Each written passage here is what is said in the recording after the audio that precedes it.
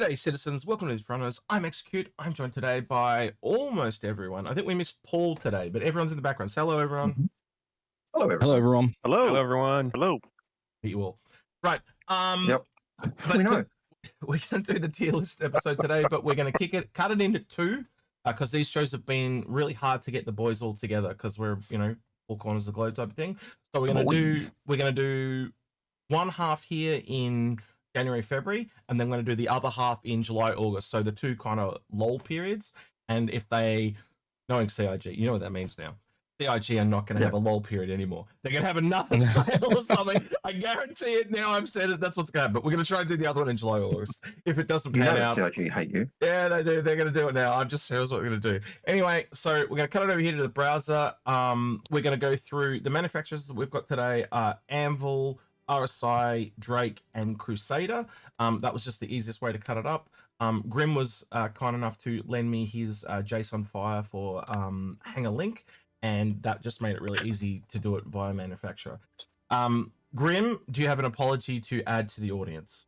And he doesn't even know what he's done wrong. That's why I put it that way. He is too slack. He hasn't put the Hermes in yet, so the Hermes is not on the list. Yeah. But I did check everything else. So the Hermes is not there. In progress. It's in progress. But we can probably just do the Hermes around the RSI logo when we get to RSI, can't we? So we could probably make an exception. Yeah, make an exception for that one. All right, I'll get rid of my ugly mug now, and we can move into the browser. Right. I think we'll start down the bottom left, boys, and work our way up. Does that, crescendo at the bigger ones? Yep. So looks like we're looking down here at the Centurions, the Ballistas. Oh, you even put the skins in, Grim. For some. Okay, so we'll just mark what you want to some mark. Skin, Grim. Yeah. We probably don't need to do the scrims. So just do the ballistas as one, Spartan and Centurion. So go through and mark them as you please. Just for the audience, we are using the Japanese system of S tier. So S, A, B, C, D is the ratings today. S being at the top, D being at the bottom. Yeah.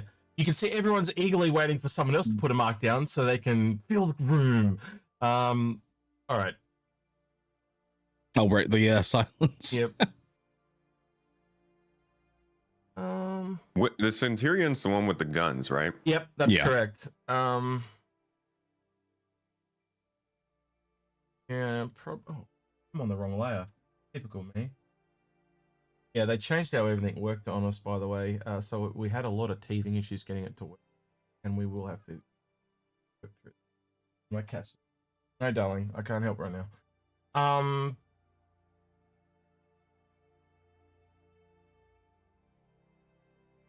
These are just skins? These are just alts? Yeah, don't worry about the skins. Got Grim added. Yeah, sorry. This was for the all ships poster originally. Yep.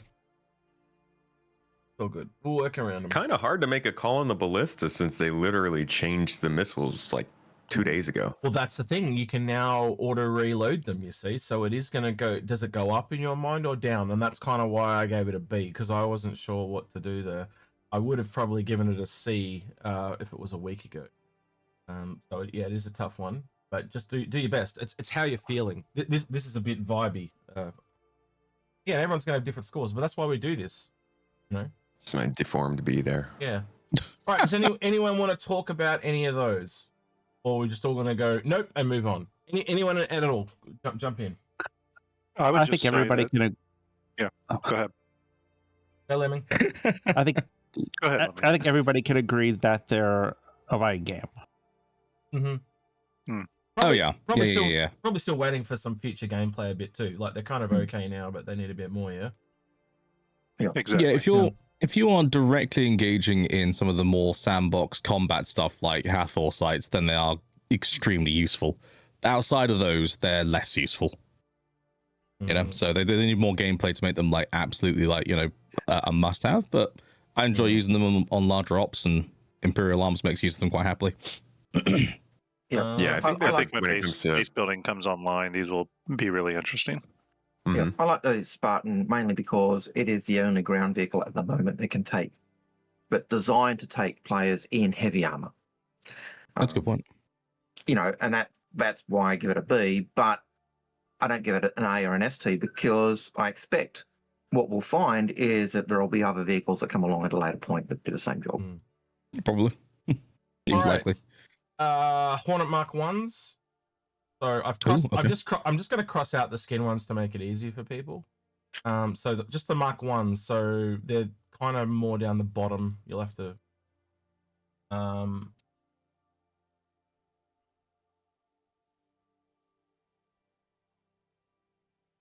Mark 2's not yet, Space. So we've got the Super Hornet over here on the right, Hornet down the bottom. I might make it easier for you. Just do the Hornet, yeah, do that Hornet down the bottom and the Super Hornet, and then we'll go on to the trackers after that. Probably.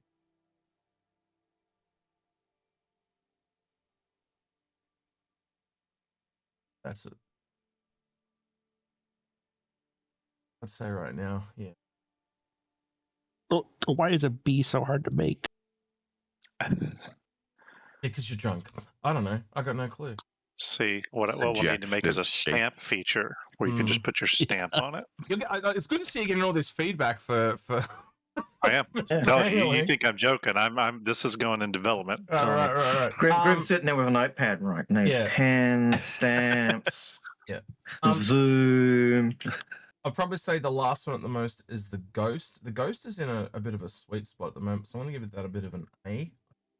At above the others at the moment. And then we'll go back and do the Mark 2s. But yeah, there's 4 there you got to do, boys. All right, anyone want to start talking about any of the Hornets there, Mark 1s? Thank you. Pick up. I I love would the just say Super on the Hornet. Ghost. Yeah, I love the Super Hornet. It's fun. Did we all give Bs for that one? Yeah, I think so. pretty Yeah. standardized. Yeah, it's a B for me. Yeah. I would just say on the Ghost and really any ship that relies on stealth. To me, I still grade them low because I want to see how they react when future scanning gameplay comes on board. Because right now they're still very speculative in terms of their future performance for me. Well, actually, right now the signature distance on the Ghost is insane. Like you can almost go straight Is it? past. Okay. Yeah, you can go right past some of the Vandal Been a while since I in checked Nyx, and they don't even know you're there. Like you can, like there are certain. okay. So, for example, you can go into a Pisces. You can let you turn off pretty much everything except the engines, and turn the signature right down, and you can just like sail right past them. And you can do the same thing in the Hornet and stuff. But the Hornet will be turned on. I'm revising then. And you can fire. me. Yeah. So that like I think you guys would have picked up on this by now as an example. Anything in game that starts to go a bit buggy when it was working fine before, they're working on. So you can tell clearly right now they're working on scanning in the inventory because the inventory has been buggy as shit the last month, right?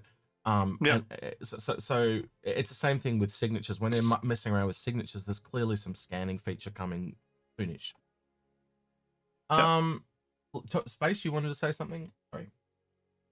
I just like the Super Hornet. I'm not much of a combat fighter, but when I do, it's usually with the Super Hornet. Yeah, it's a good two-person. Actually, lately it's been more of the Wolf. I'm not gonna lie. No, the Wolf is excellent. Yeah. Wolfie's The only lovely other and interesting sexy. thing I'll say about the Hornet Mark 1s is they're going to be kind of interesting to follow over the years because they're kind of I think they're the only ship that's technically retired, right? I will say down here, when Bops, you are watching this later, realistic. Bops would be scoring this thing S tier. I can tell you that right now. He'll be storing the F7A Mark 1 S tier. Yeah, that is the. Is there an F7A? No, that's the F7C. Where's the F7A? Up here. Oh, I next crossed to the it out, Ghost. did I? Oh, yeah, shit. Yep. That is that one. All right, yeah, well, let's undo that just for Bops. All right, my bad. Look, I'll get the eraser thing out. Where is it? So this is just for you, Bops. Yeah, F7A would. You guys do what you want. Yeah, See, I agree. I think that's pretty reasonable, but Bops will put an S on it. Now it's technically on the Mark II chassis, though, right? Well, see, the other thing is, Bops was really worried about how different his opinion would be to everyone else, and I was sitting here trying to explain to him what this is all about. You know, the different opinions is a good thing. You know, it kind of Mm. gives it. It's what makes this episode so interesting, isn't it? Not so. You know, it Yeah. allows us to judge against each other, but also allows the audience to see different opinions. I think that's a good thing. All right. Yeah, there is, like, just on the tracker, I gave it a question mark because scanning doesn't really work. So it's hard to work out exactly how that's going to function and do its job. Mm. So, All right. Hornet. Yeah, I don't that's know. why I gave it a C. yeah. Hornets Mark II, starting on the bottom on the default Hornet. It's much about the same. What I gave.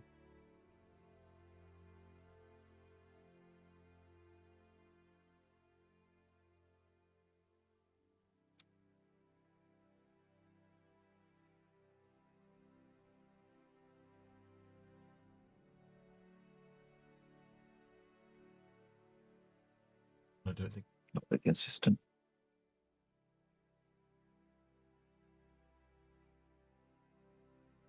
Anyone think the refresh was kind of worth it besides visually? I think they're pretty much the same in my book. They're really just a No. visual upgrade. No, they're not Um, because it's Bops because would it's say modular. different. Sorry, Lemming. It's Bops actually modular, finds so- the F7A Mark II, Sorry, I said I Lemming. think, I said slower. Lemming. Sorry, Lemming. What'd you say? Sorry. I was saying that the reason that I gave it an S is because it's modular. So all of those benefits for like the Ghost, the other tracker, all of those just work for the base model. That's true. He does have a Yeah, point. that's a great point. That is a really great point. I think that's probably a part of the reason why it was reworked a bit, Lemming. You're right. Right, Forgot yeah. about that. Anyone else want to add anything there? Base or Logan? Just that I don't have much to say I'd about the reiterate Hornets. what Bops would. I think what Bops would say about the F7A Hornet Mark II is it's not as good as the F7A Mark I, due to the flight characteristics. There's some difference there that makes the F7A Mark I just that little bit better. Probably some squadron. Right, the Gladiator. Got its skin finally last year. I'm surprised it hasn't got any more skins though yet.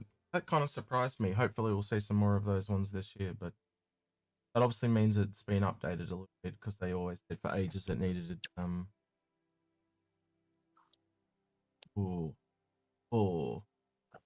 I don't think I can go to SR grid. That I'm just showing my colours. What letter will anger you the most, Execute? That's the one I'll go with. F. Okay. Yes. I'm on it. I don't think we can go that late, can it? Isn't it only to D? I thought it was 5. A, B, C, D. Yeah. You went A, B, C, D, D. and S. Oh no, yeah, well, whatever.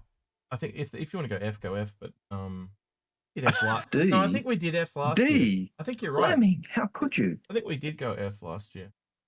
All right, when I the hate origin. beams. Just remember when we come round to 6 months' time and Origin is there, I just draw one big F.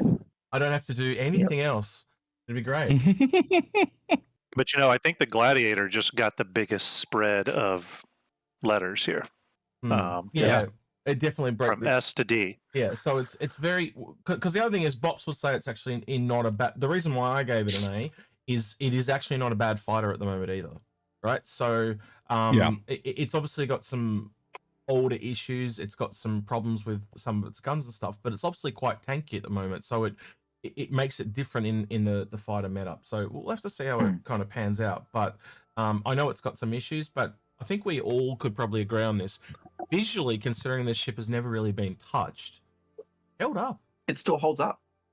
That's it's only not bad visual. looking. It's so ugly. I think it's hideous. Does it perform its role Yeah, it as is a pretty bomber, ugly. though? Yes, but it's Yes, okay. it was also meant to be able to drop free bombs, like the Thingo bombs. Right. And when we talked to John and Ben, they basically said they'd have to make it a module or a variant to pull it off. So Okay. obviously it's going to come around and be worked on again, but obviously it's in Squadron, so it probably is not going to be touched a lot until after Squadron. So, yeah. Gotcha. So the problem with the torpedo bay, which is where the bombs would go. The bombs are so much smaller, so you'd end up with this massive empty space. Right. And so that was one of the problems I had with it. But Right, the Hawk. Very nuts.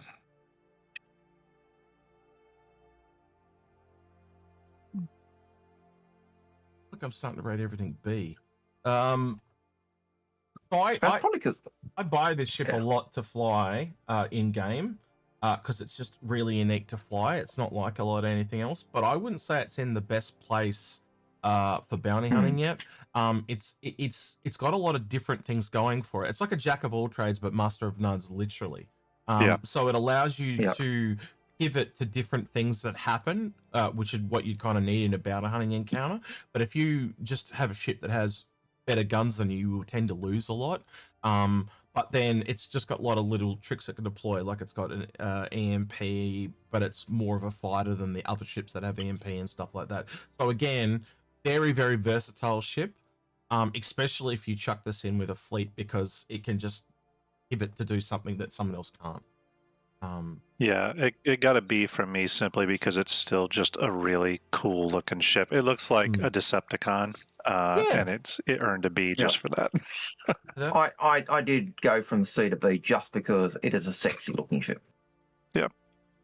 Local Space, anything? Space is very low. My vote is a protest of the state of bounty hunting in the game right now. Okay. You know, I can echo that. It's a ship without its role, and it is. I agree with you. It looks cool. I agree with you that it is sexy and different, but it just fundamentally doesn't do anything. That it doesn't do its job, and because it hasn't got a job, which is a shame, a huge shame. It's really annoying that it is basically. I mean, it's a short range bounty hunting ship, right? This thing is not going to other systems. You have no interior, so it's a short range ship where you tuck somebody in the booty and you fly them across the system. But that's already been kind of changed because they don't want to have bodies working the same way. So like I just don't know how far, like how long until this ship makes sense, and does it make sense as a short range bounty hunter?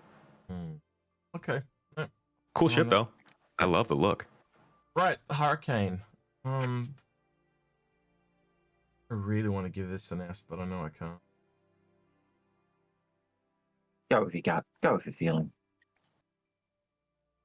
Go on, you know you want to. If I'm marking an S, it's because of how it is now.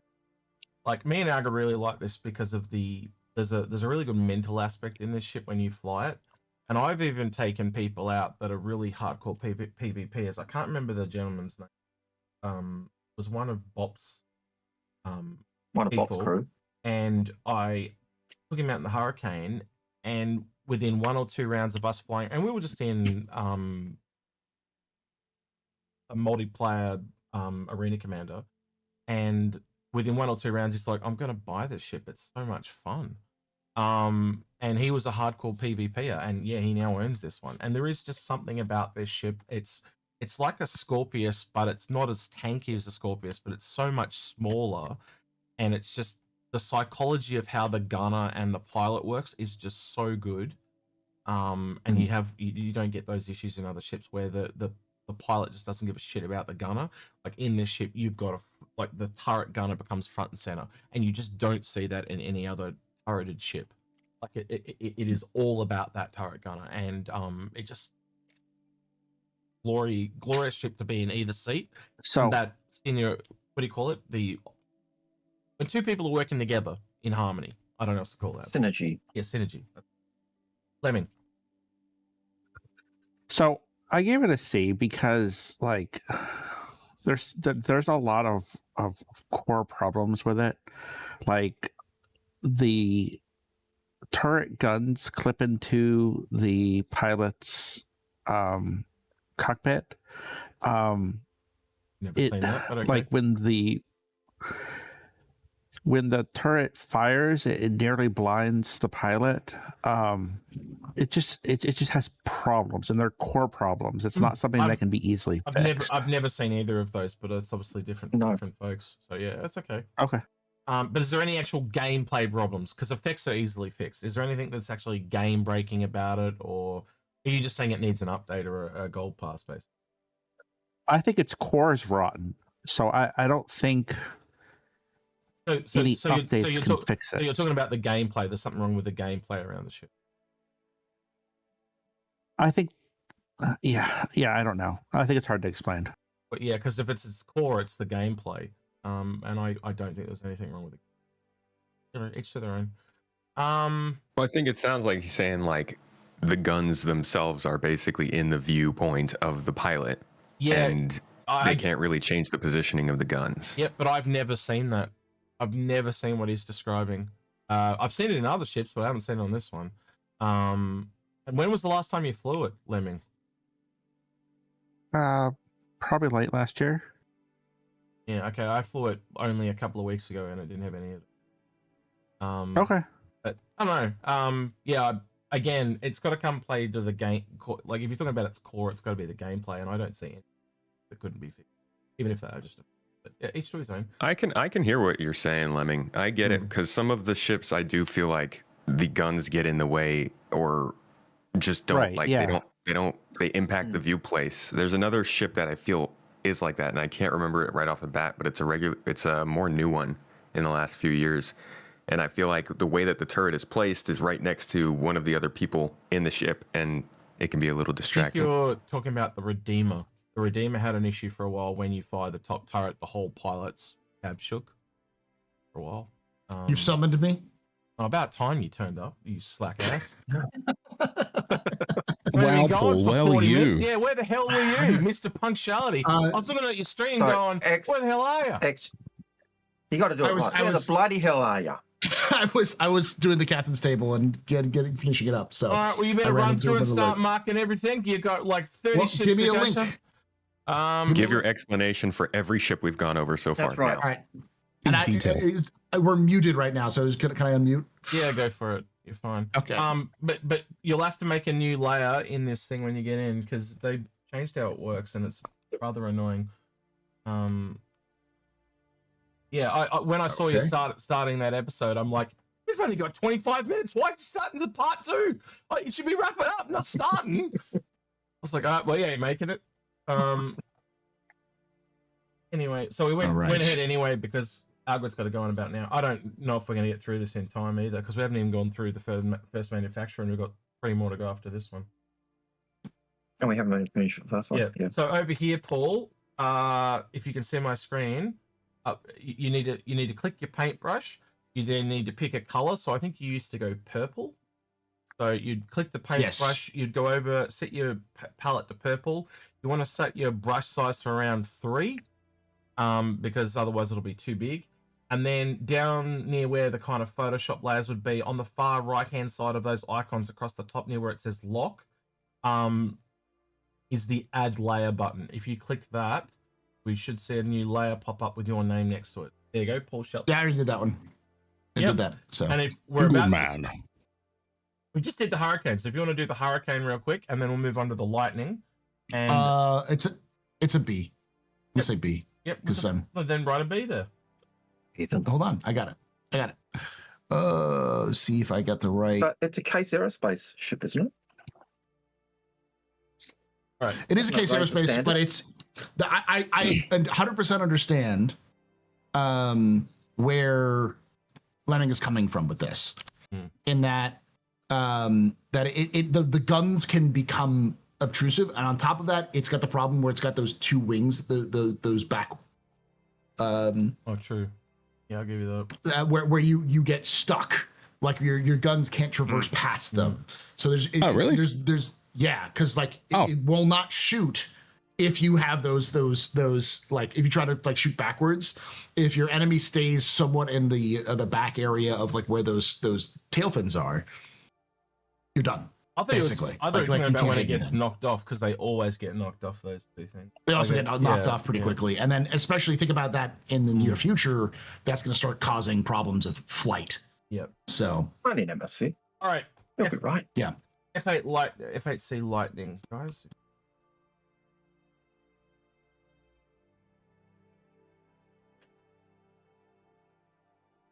Paul, if you just want to go through and do them I'll mark all of them. Yeah, as you go, for prosperity, and I'll kind of show them at the end.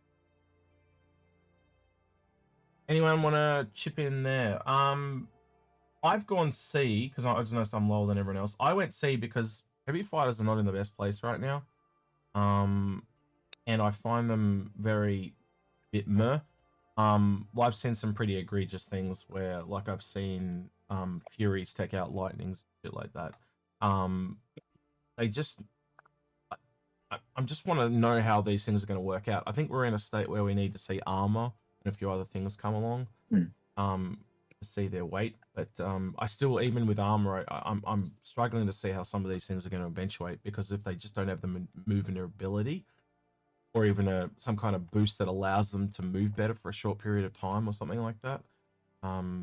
Yeah, so there's just some problems I'm not sure how they're going to overcome. Anyone else want to? I did do the Lightning Executive because that is the best executive skin they've done. The way they did the trim, it flows through the whole ship, cockpit, everywhere, and it's just, it's beautiful. Yes, I agree. Yeah, it's a potential of the way things can become. Yeah, it's a cool freaking ship to be in. Yeah, the Lightning does need a bit of a buff right now, though. It got to be from me primarily, just because there's, when I'm flying it, there is still that feeling that, oh, I'm flying the Lightning, so this is cool. But it does need some help. Yeah, I agree. All right. I think a lot of its problems are going to be solved with when it gets its A version. Yeah. The Paladin, boys.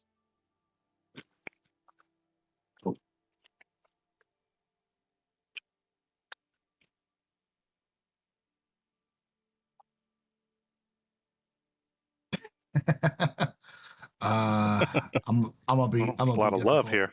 Oh wow! I thought this was going to be the first one that we all agreed on. I went A. That was the Hornet. We all put Bs. Okay, yeah. Yeah. This is pretty close to all agreeing on it. Like, love me a Pally. I can tell you that I love this ship. I gave it an A only because I actually don't love the interior layout of it.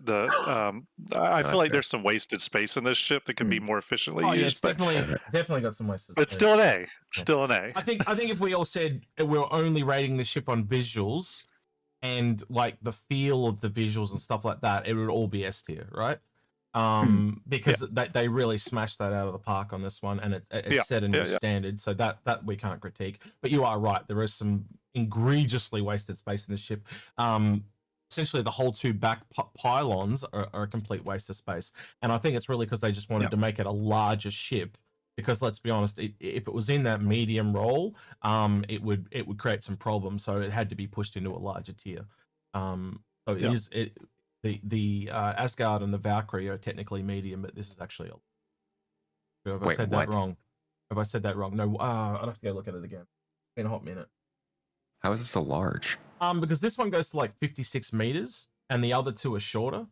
I'd have to go look at it. I'd have to go look at it again. It says 53 meters on the display, and the Valkyrie is 46, and the Asgard. Then they're all large then, because the cutoff used to be 41 meters from medium to large, so maybe they're all large. Well, yeah, but they're out here calling the Hermes medium.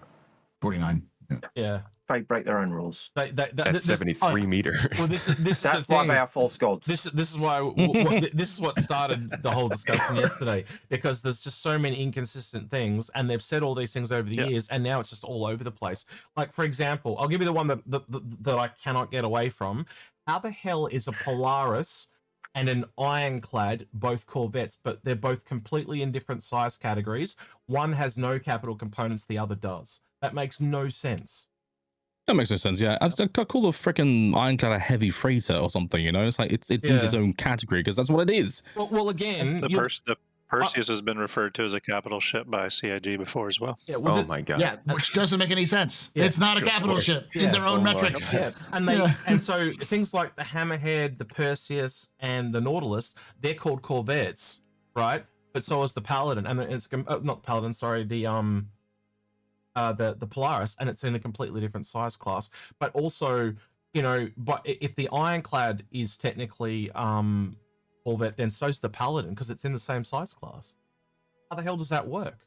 What differentiates something as a corvette? Does it have to be a military only thing? But that's obviously not the case, because it's a freighter, and the Polaris is a combat ship.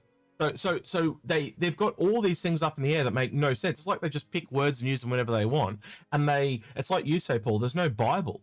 There's no like set of rules that they follow. They're just totally flying by the seat of their pants. And it makes it really confusing to follow. and it's becoming more and more relevant as they go along that they're just doing whatever they want. Anyway, rant over. What do we got here? So we don't need to do the Liberator. We just need to do the Valkyrie and the Asgard. Right. So a big fat F. No. Okay. Right. I won't do that to Grim. I'd be in big trouble. Well, the Valk, you can do whatever you want. Oh, you're on the Asgard. Yeah. Go ahead and give it its A or S. That's probably Sad. Wow. I Okay, haven't defended explain yourself, Valkyrie. Grim. Yeah. Well, let's That's start. Well, It's I me. was going to start with Paul. I was going to start with the Asgard, but Paul really wants to start with the Okay. Valkyrie. So go ahead, Paul. My defense of the Valkyrie is that it has a very specific use case that no other ship does very much. The only other ship that does it as good as the Valkyrie is the Steel, and all of you hate the Steel. So Well, I detest the Steel, but yeah. so the Valkyrie is one of the best ships to play with other people, to do FPS missions, and still have cargo for other things. It is so versatile as a ship because it can also carry vehicles and cargo and equipment, but also players. And there is no other ship that has that many seats other than the Steel. And again, it's the Steel, and the Steel doesn't have much cargo at all. So like, How many seats does the Valkyrie have, Paul? 20. I think it has 20 total. Okay. Yep. Yeah. I Yeah, don't like- the Star Ferry gets close. I'm going to but- make this real simple, Paul, right? Because I can summarize what pretty much everyone's saying. I don't think it's what it does. I think it's like, if you look at this next to the Asgard, it's the price. It's just too The price expensive. matters. I think the price matters, but I think for what it does, it's fine. It's just, yeah, I get the price. I would still say it's S tier because of, like, again, we're going back to my old argument of like, the reason why the Hercules is good is because it's the only ship that can carry vehicles. Exactly. And then they changed that. Eventually, there'll be other things that are like the Well, Valkyrie the or Hermes- the Steel the that are Hermes better. just- right. The Hermes just came along, and there's a lot of talk about what it can carry. So Yeah. that might be another one that's cheaper and does similar stuff. Yeah, I think most people are doing it based on price, and it's a very niche role. But for me, mainly, it's just that the Asgard does everything better and it's cheaper. But yeah. Yeah, for me, it was the Asgard, the responses from so many people I know. This was the ship, in regards to the Asgard, this was the ship I was after when I got the Valkyrie. And Who was in blue? Loken's in blue for the Asgard, and who was green? Is that you? Alfred or Lemming? No, It's Lemming. I'm yellow. Who's green? He's like, I'm green. All right, so Lemming Yeah. and Loken, I want to hear from you two boys about the Asgard, please. Okay. I mean, the Asgard is everything I wanted the Valkyrie to end up being, which it now, it's in terms of the quality of the interior, the quality of the overall fit and finish, but also I find it to be just insanely flexible. It has such a great capacity inside of it to be able to do pretty much whatever you need it for. It's very fast and easy to fly. And it has a relatively decent amount of artillery to it too. So it's excellent for any sort of dropship missions that you may want to do with it. It can carry any vehicle in Star Citizen, a small vehicle, ground vehicle. And it's in a relatively small package. So I just think it's honestly a fabulous piece of kit. I've heard a certain grey-haired gentleman call it the larger Cutlass.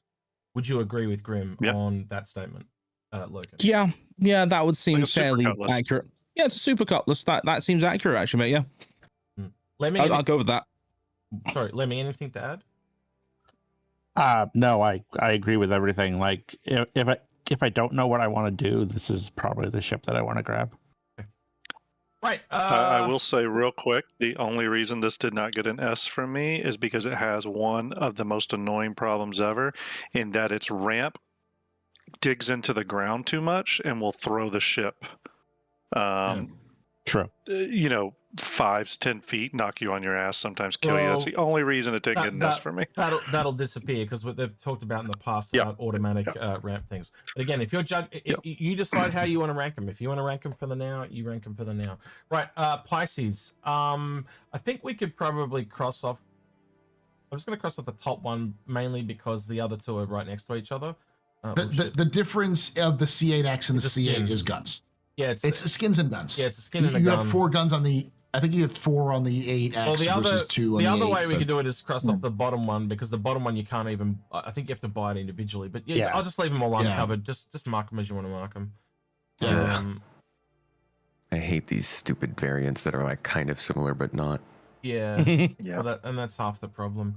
I think we can probably say safely it was called the C8 Expedition. If you guys remember in the ISC, they talked about doing a scanning variant. I think the C8X was the scanning variant, and then they decided not to do the scanning variant. I think that's and then they pivoted and then just added some extra guns to it and go, yeah, cool, that's that, because they'd already made it all, so they just went, fuck it, we'll just give the skin and make it an exclusive for the thing. Yeah. There's not really much that I can add there. The Pisces clearly is really built around the Carrack. I think it's really going to just enhance the performance of the Carrack. Yes, you can use it in some other ships like the Galaxy and stuff like that, but I think we'll all agree it's really made to enhance the Carrack at the end of the day. Still a good little ship though on its own right too. Anyone else want to add to that? Yeah. The only thing that I would add to that is that for most functionality, the Salvation is just better paired with the Carrack than this is. Algrid or Grim or Space, I haven't heard from you three in a little while. Why did you chuck an S on it? I just think the C8R, just in general gameplay, doing content over the past 12 months with all the the story content they've had, it's just come in handy so much for those little missions. So just it's really just one of those ships that's just sort of punched above its weight in terms of size and then what it offers. Yep. All right. Yeah, the versatility of it. Well, the Pisces was already the smallest ship that could carry 3 people, which was impressive in its own right. But now they've given it the ability to respawn. So you could, I mean, for all intents and purposes, you could sneak this on board somebody's Javelin and take over the whole ship over time. True. Everybody that comes on board can just respawn right there. That's pretty valuable. It is limited by Medgel though. So you would have to have a shit ton of Medgel in that to pull it off, but it is technically possible. You always got to have a mule. Yeah. All right. The Legionnaire. This one's not out yet, so this is gonna. I'm really strange why you put an S on it, but I think Paul's talking about potential. Yes. I also kind of a bit conserved on it because I think it can go both ways. I think it was sold at $120, so that tells me they're even a little bit sure of how niche this thing is, because I was expecting it to be a lot more. Do you want to tell me, Paul, why you think it's or Space, both of you? Why it deserves an S. Right now, it's the only the only warfare ship that's like can actually have warfare out the gate. Yeah, when we talk about pirating in this game, most people are talking about stopping their ship out right by another ship, EVAing them, shooting the door open, and then getting on board. With this ship, you don't have an EMP per se, but you can hack the ship, stop its systems, force it to dock with you, and walk right on. No other ship can do that. You don't have to damage the product that you're trying to steal. Yeah, but it's also small and they can shoot you before you can do any of that. So that's kind of where True. I'm at. You really need this is a ship that bridges the gap, right? So you still need all these other ships to be able to help you get onto that ship. And that's why the score drops for me. It's not in a vacuum, right? If you take any other ship in the entire game and tell it to play this ship's job, even if it has whatever escort it needs, no other ship can do it. I guess time will tell. I think it's a bit of an unknown at the moment, so I will concede it could go that way, as it could go the other. We'll have to wait and see on that. It's also the cheapest drop ship. Also, what is all this talk about piracy? I'm thinking marine boarding action and bridge inspections. Thank you. Oh, right. Goody two shoes smoking over here. Absolutely, sir. See, for me, you were one with the Imperium or whatever it was. For me, the Legionnaire gets the S because I actually think it's the ship that's ideal to be paired with a Javelin as the Marines dropship. All right. Yep. I am going to have to speed this up because we've been an hour. I only allotted another hour, and we've actually got 3 more manufacturers to go through. We haven't even finished the first one, so we're going to be here for a while. Unless the rest of them are pretty fast, I think. Yeah. Well, we'll see. All right. The Arrow and Terrapins, do all those. I also only see the like half of the. Oh, anyways, the Age of ships. I think most of them are gone. So at the moment, the only ones on the screen is Anvil, and then we're also going to do Crusader, Drake, and Robert Space Industries. So we're only doing 4 manufacturers today, and then we're gonna July, August, we're gonna come back and do the rest. Because it was just too hard to get us all together for 3 hours, and at the rate we're going, this is going to take 3 hours, which is my biggest concern because I only allotted 2 hours. And I'm trying to let everyone talk as much as they want because previously I got growled at by the audience when I tried to trim it down.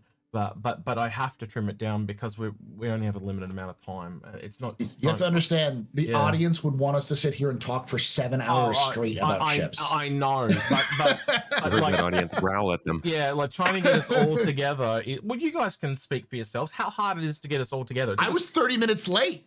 And I said I was going to be able to do this. That's how hard this is. You know, Pops is not even here. You know, it's all different times. Like me and Argrid had to get up at like. I had to get up at like 6:30 o'clock in the morning to pull this off.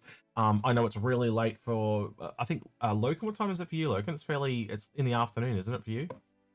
It's coming up to 9 p.m. Yeah, that type of thing. And then what time is it for you guys? It's midday for you guys. So it's probably better than it's been previous days. But there's been other times. I canceled my stream. me and Argrid started the show at midnight, like in previous years. So like it's been pretty hard to get everyone together. Anyway, all right. Liberator, and we'll just do one character. We don't need to do both. So they're the same thing. They're literally just a skin. Yeah, that's it. Oh,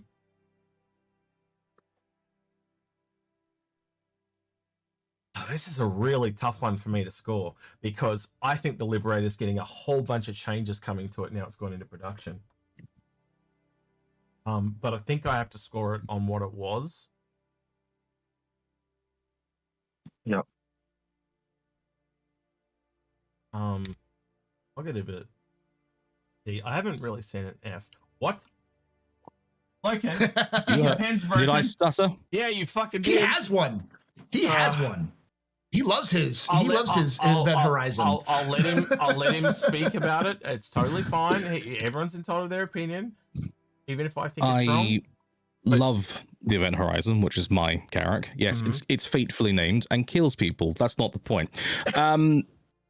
I've always loved what the character is supposed to do. It's just it doesn't do what it's supposed to bloody do, and it's so old, and there are so many ideas that weren't fully fleshed out, and as a result, like there's a drone bay that doesn't really fit what they want to do with drones anymore. There's no the scanning cartography room doesn't make any sense. The layout of the ship feels a bit clunky. The modular, cargo bays barely function, even with the little, well, okay, we'll let you open the door slightly.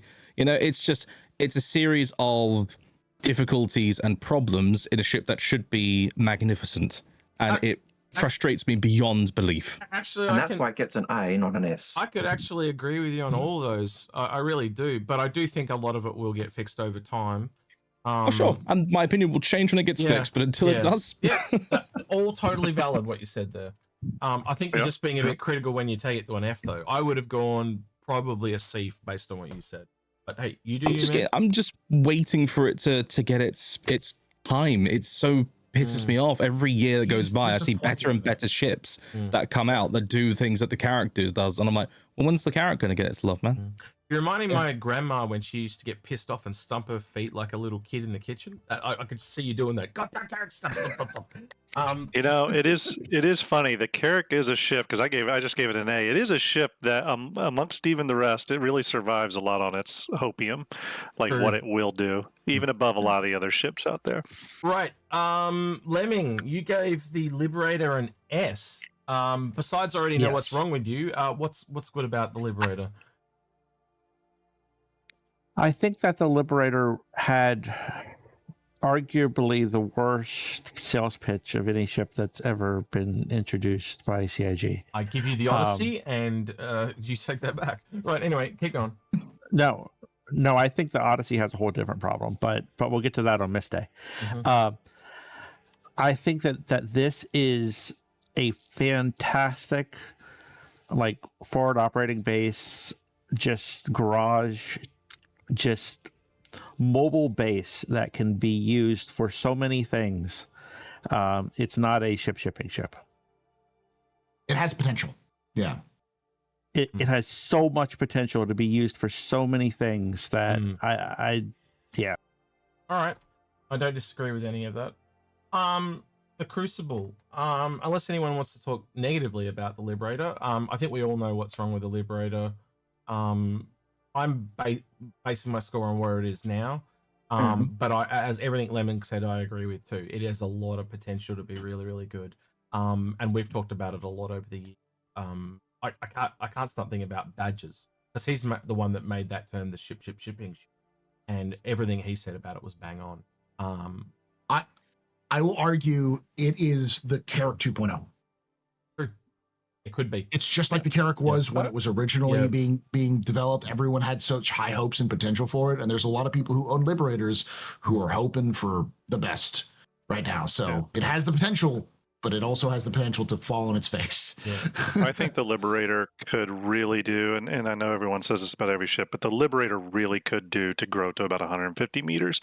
The scale adjustment on the pads alone would allow so much more to be carried and so many more options. I think very quickly, if this was modified properly, it could literally be a mini Carrack, and I think that's where it would really take off.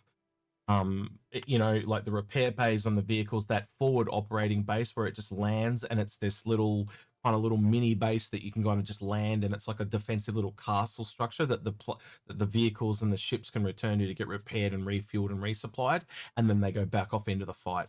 I think that's what it should be, and I think that's what it may become. Wait and see. Who gave the Loken? What's wrong with the Crucible? Loken, you are treading on fine ground. You realize we are the cult of the Crucible. That's fine. You can be the cult of the Crucible, but I haven't subscribed to the cult of the Crucible. He wants to be excommunicado. Right? Yeah. It's okay. I am actually interested in what Loken's. Yeah. Here's the thing. At the moment, there's too little known about what it'll end up being size-wise, capabilities-wise, etc., for me to want to give it anything more. So I completely, 100% see it suits its unknown status. I see its potential. I want it to be good. I just need it to be good. I think the rest of us kind of go the other. Yeah, I think the rest of us go the other way because we know it has to grow to do all these things, and so that's why the score goes up for a lot of us. Yeah, I can totally see you taking the Makes way sense, you have. Yeah. I don't. Yep, can't critique you wrong there at all. Agrid, do you want to kind of about a little bit? Crucible, it is the top tier repair ship. It was always designed to be the ship that was repairing javelins, etc., Idrises, and the larger ships outside of a ship dry dock. It's a ship that the little Scarab itself can detach, and with its battery power can actually operate as a small garage away from the ship. It has drones. It's got, it's pretty much got everything you'd want to be able to repair any shipping game, and that gives it the hope. Is it too small in its current configuration? Given the way things have grown, yes. Does it have to grow? We know it has to grow because the Scarab is supposed to be able to store, when it's closed, a Hornet, and they use the old metric for the Hornet. So the Hornet's grown, it has to grow. Right. So if you guys can go back up to the top, so see the layer 16 that I just created on the right hand side. Click that, and then click the new layer button. So make sure you click the layer 16 on the right, and if you make the layer in the right place, it'll appear up the top. If you're in the wrong place, you know who I have to look at. Not trying to criticize, but he knows who he is. Shut up. Where's the new layer button? On the right hand side of. There it is. Yeah. Got it. Waiting on that one particular person. Lemming, you made yours. No, Lemming made it in the wrong spot. I'm dragging Lemming up. Hang on, Lemming. There we go. And everyone's got their layer. Cool, sweet. Right. We start at the bottom again. Intrepid. Yeah. So. Ooh. I've got. I will say I am looking spicy. forward to some variants of this thing down the road. I can't give it an S though, Lurkin, but I can probably give it an A. I know why he says it's S, and Yeah. I kind of agree with it. My problem is the whole. There's a lot of. It is either going to be a dumpster fire of a ship or the best starter ship. Like, there is no in between with the ship. Can I tell you as a more, I don't want to, this is not me boasting, but like more of an advanced player, like, and what I mean is like we're not noobs, so we're probably not going to start the game with starter ships, right? Yeah. It is a fantastic A to B ship. It is so damn quick. I use it all. If I want to reclaim a ship just to get somewhere, and I don't want to wait like 3 to 4 minutes, and I'm just like, it's only a short trip, this is the ship that I claim. I use it a lot more than I thought I would. But again, I'm looking forward to some variants, and I think the 2 variants, you guys can correct me if I'm wrong here, but feel free to share. I think it's gonna be a bounty hunting variant and a data runner. I think they're the 2 that are coming for this, based on the things I can see on the exterior and the interior of the ship. But Loken, feel free to correct me on all points. No, I'm not going to correct you. All I'm going to do is augment what your points. And what I say about this, why I gave it an S, is as a starter ship, perhaps it's not an S tier, but as a stealth little runner, it is unprecedentedly good at its job. It's extremely fast. It's very innocuous. It's a sleeper for Ronton's purpose, because no one thinks an Intrepid's going to be much of a threat. But it is the stealthiest ship with an interior in the game right now. It is ridiculously quiet, and I have snuck around in these things doing stupid stuff around Hathor, around other sites and locations, and got valuable stuff out again so many times for me not to be able to give this thing an S. Plus, it's also got decent range, which is quite nice. You can actually do the same thing you do in the Pisces 2 against those Vandal missions. You can just turn all the component off or down, and it also has a really small signal. Yeah, I agree on all points. It's also just a remarkably nice ship to live with. It's got a lovely interior inside of it. The asymmetry puts some people off, and I can agree with them on that one. I don't rate on its looks, but its performance is honestly fantastic right now. It may change when stealth changes, but for now, that's where I'm at. Right, Lemming, D-. Isn't that an F?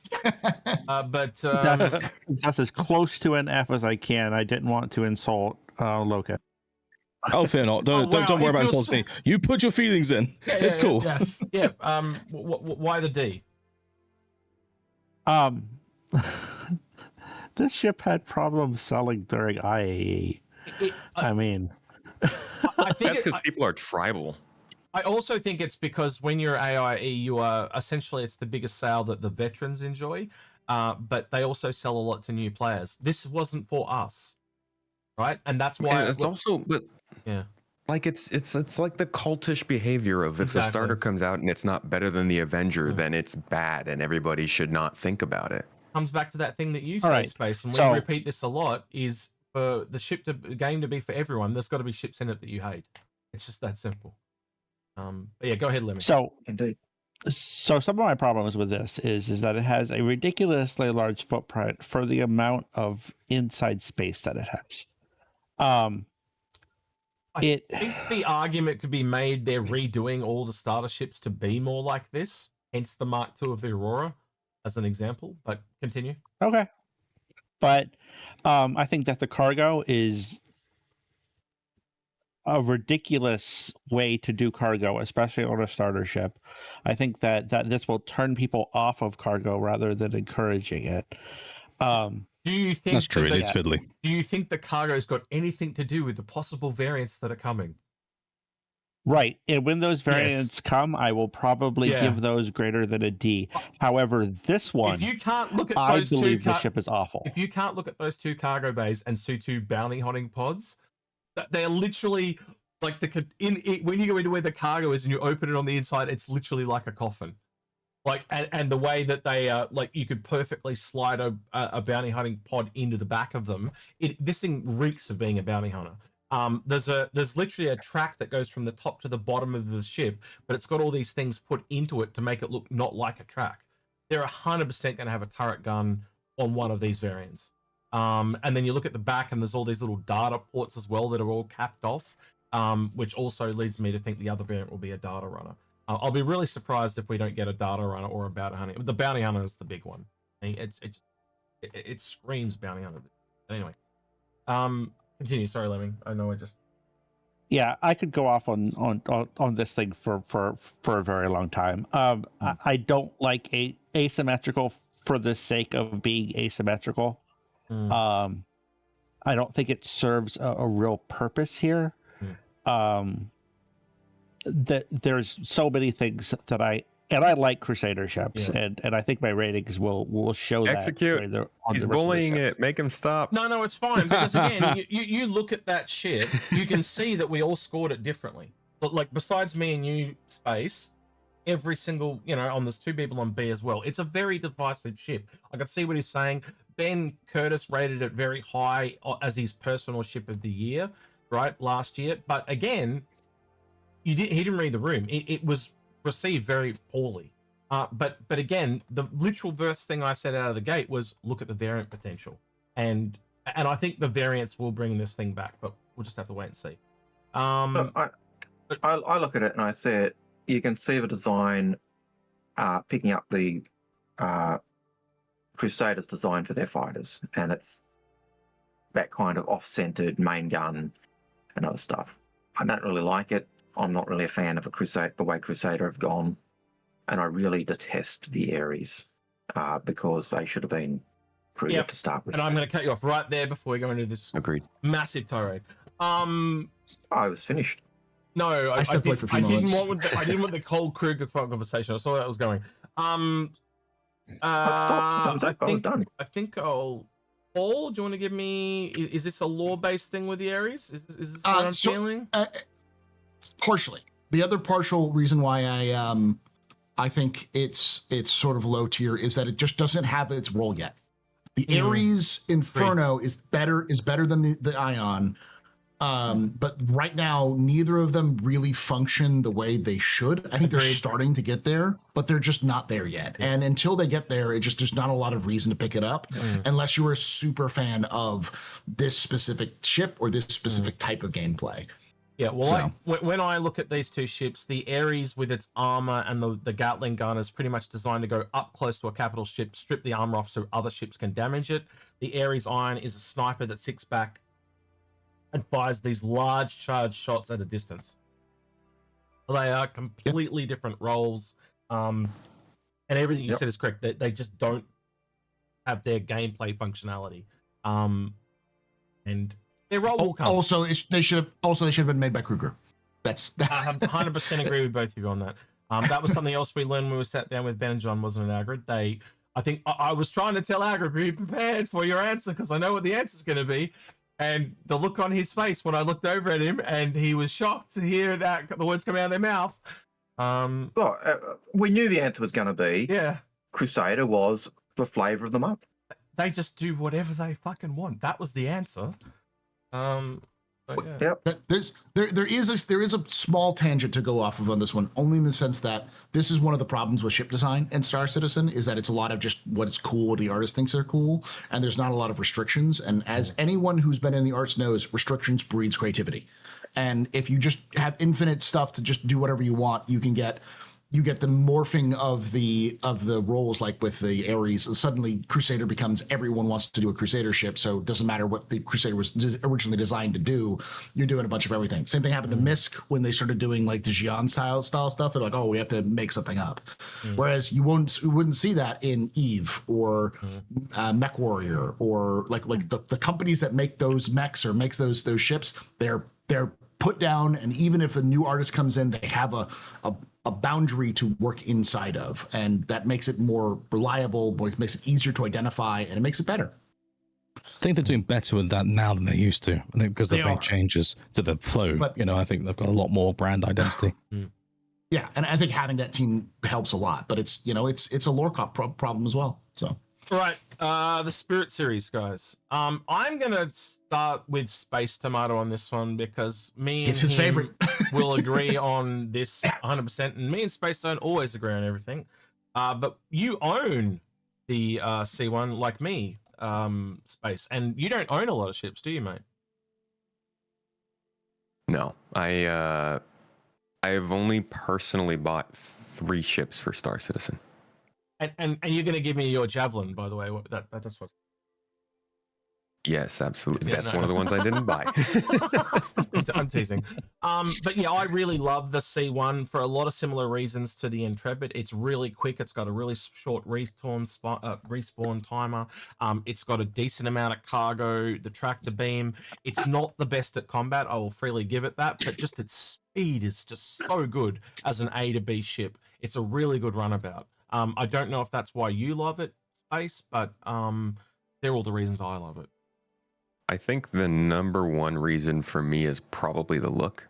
It just brings me back to Mass Effect, and it's at a size that's really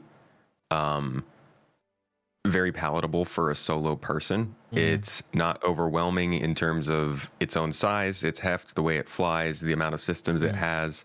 I think even if you're 1 week into this game, you can step into a C1 and feel comfortable, and that's just not true for some of the larger ships, medium ships, I guess. It's got great range. It is very fast stock in quantum travel, and it's pretty simple. I mean, I know people don't like the Crusader doors everywhere style, but now that we have life support systems, it's starting to prove to be a useful thing. So I like the design, and it actually makes me. That's why I like the Hermes, because it's a bigger one of these with armor and a gun, which is really what I want. I want a Spirit M1. And we never got one, so C1's best. Yeah, I can definitely see you relating this to the Hermes. Absolutely, I think the Hermes flies way worse though. The Hermes is a terrible thing to fly. I hate flying it. It's so sluggish. It's like a Freelancer Max. If you look at the flight mechanics, you know how they fly really fast in a straight line, but they can't fly up and down properly because of all their cargo. That's why. Grim, I've just picked someone at random. Grim, why did you give it an A for the C1? I gave it an A and not an S only because of one minor thing, and it's just the actual usable space within the ship versus its footprint. There's a lot of like ship here that you don't have access to just because it's essentially a long tunnel. So it's just a minor thing, but you know, when you're landing in a tight spot or something, you have to take that into consideration with the C1. But it's a fantastic ship. I love the entire Spirit series, honestly. Yeah, I get the tunnel thing, but actually becomes a boon after a while, believe it or not. Yeah, it's a plus minus thing. I'll kind of open it up a little bit here. Does anyone want to talk specifically about the E1? Yes. It's just unknown, isn't it? No Lemming. Yeah. The only one that put an S So on the it. reason that I gave it an S, and I gave all of these an S, is because the exact problem that I had with the Gladiator, this is the exact opposite. The idea of this, the base of this is perfect. Okay, I just want to point out for the audience, he is an Origin sycophant. So that explains a lot. All right, keep going. Its use of space. Oh. Yeah, I'm sorry. No. You're a big fan of Origin, so I do want to point that because this is a very Origin-esque like ship, the E1. So it is important to mention. Anyway, keep going. Use of space. It is. Didn't Grim just say there was a bad use of space? And I do actually agree with Grim. It does have a bad use of space for its size. Versus the footprint, like its landing footprint is all. I mean, like if its wings folded up or something, it would be much more efficient. But Are you talking about because it's double-decked or something like that? So, is that what you mean compared to the other ones? No. So I think that it's usable space. So like the core of the ship is so well used. Like I don't care about the wings because like you're not going to be landing one of these things on Daymar. It's just not that ship. It's not going to be landing in places that the footprint matters. I can see me in space now saying "hold my beer" because I've done that so much. It's so funny. I landed in the most remote places. Not the E1, but the other ones work in random places too. He's arguing the E1, which I understand. Like the E1's role is not stop off at Ninetales headquarters. True. Right. But I could see the E1 going to Daymar for something like a Daymar rally. Business people wanting to go there to view the event, but it's not going to be the primary goal. It's not going to land. I think at the end of the day, if you look at the scores, you can kind of tell the E1 it's just not a gameplay for everyone, but I can tell it's definitely a gameplay for a couple of you, and I think it's like AI stuff has got a long way to go to prove stuff because we all know how difficult AI is to pull off in games currently. and that's my big reservation with the E1, as it is Touch with a the third lot rail. of yeah. Touch the third rail. Yeah. Touch the third rail. Yeah, I'm not gonna do it, but yeah. But being in my point, right? Like it's I think they can pull it off, but I think a lot of it's gonna be AI assisted going forward. Bulls. Right. The A1. Who's someone that we didn't talk to? Algrid. What's wrong with the A1? It's a bomber. The bomb. All right. Okay. So I've had so much fun in the A1. Yeah. Like the bombing runs are so fun. They're so rewarding. I've seen a lot of people have fun in it, so I can't like mock it, but I think it's its price for me that drops it down. It's the same price now as some of the $200 ships. Like, what is it now? 210, 220 for this? I'd have to go double check. But I think it's $2. It was 190, and I know it's crept. Like when you've got things like, you know, the Hermes that's come in, Raelian's currently about to skyrocket in price, but that's 225. Like, you can see why a lot of those ships are going up in price, because this thing has crept in and some other things. But that said, though, you've also got the Gladiator that's a bomber at 185, 175. This is actually probably a better deal if you want the ground bomber. But yeah. I mean, I disagree, but because the Gladiator still has the options to be a ground bomber and a torpedo bomber and a combat like semi fighter. This has bigger bombers. Again, they're both making conciliations, but if you're talking about, if you kind of strip the exact roles and just go combat ships that drop bombs, this is a better money-wise purchase than the Gladiator, but you get more versatility in the Gladiator. So the argument goes both ways, and I do concede your point. And again, that's why some of these scores will be different for different people. It's whether they're into the gameplay or not. I think that's why we do this. Yep, that's exactly it. Genesis. I dropped this one down a lot because I think this severely needs a massive overhaul. It's clearly had a lot of its gameplay stripped out of it and put into other things, a little bit like what's happened with the Caterpillar over time. And you can even, look at all Grimm's nice models here. It literally looks like it was designed in 1935 compared to everything else. It's just not on par style-wise with any of the others. It matches Kruger's design style now more than it does Crusader. It does. Yeah. But I was just thinking that. I would also say that I can see why Lemming has given it a big score, because it falls in line with a lot of his other stuff.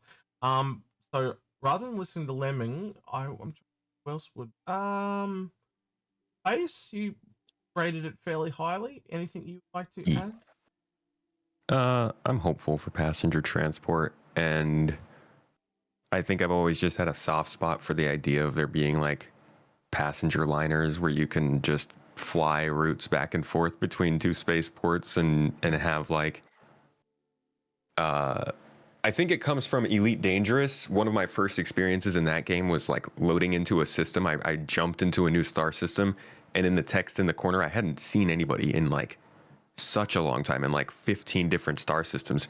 And then up in the corner, I see some text of people on a cruise ship seeing something. And I know it's just canned text. It doesn't matter. It's just so cool to feel like you're in an environment with people going about an actual day, not a military organization or like some kind of dungeon puzzle or doing something crazy. These people are on vacation, and it would be really cool to be involved in that. So my rating has nothing to do with what I actually think the gameplay will be. They've obviously laid it out. I don't know what the heck it's going to actually end up being, but the potential of this is actually really cool. And at that size, I rate it higher than something like the E1, which is more of like a VIP transport. Right, the MSR, or what I like to call the Rumpelstiltskin. Anyone want to stilts? Well, yeah. Once you see it's on stilts, it's very hard to overlook. But yeah, for me, still a very solid ship. It's still a very solid ship, Yes. but again, I think we can agree. Like some of these ships, it's kind of like all the stuff Logan was saying about the Carrack, right? You know, all the components in the same room, all really accessible to the one entry point. It needs other entry points. They need to put some more things down in those vents to make them have more usable space. Like I'd like to see some more components down there. But once you remove the vents type of thing and you look at the rest of the ship, very good. Some broken promises though. No skylight above the chest table area. That was was promised and never delivered. Marketing. Yep. The scanner room not kind of lining up with the scanner. There's little fixable things they can do. There was a lot of compromises made to layouts. This was clearly a medium shipping concept that grew to a large ship that's essentially now bigger than the Connie. So it definitely ballooned. I don't know if anyone else wants to add anything. You guys are all kind of similarly scored, so I'll kind of just open that up to anyone that wants to kind of weigh in there. It's one of my favorite ships. I have pretty much every skin for the ship. I have it named. Like I have named one. That's how old it is. What's your name? Same. What's yours called? It's called the King of Prussia. What about yours? Space. What's yours? Frederick. Mine's called the facts machine.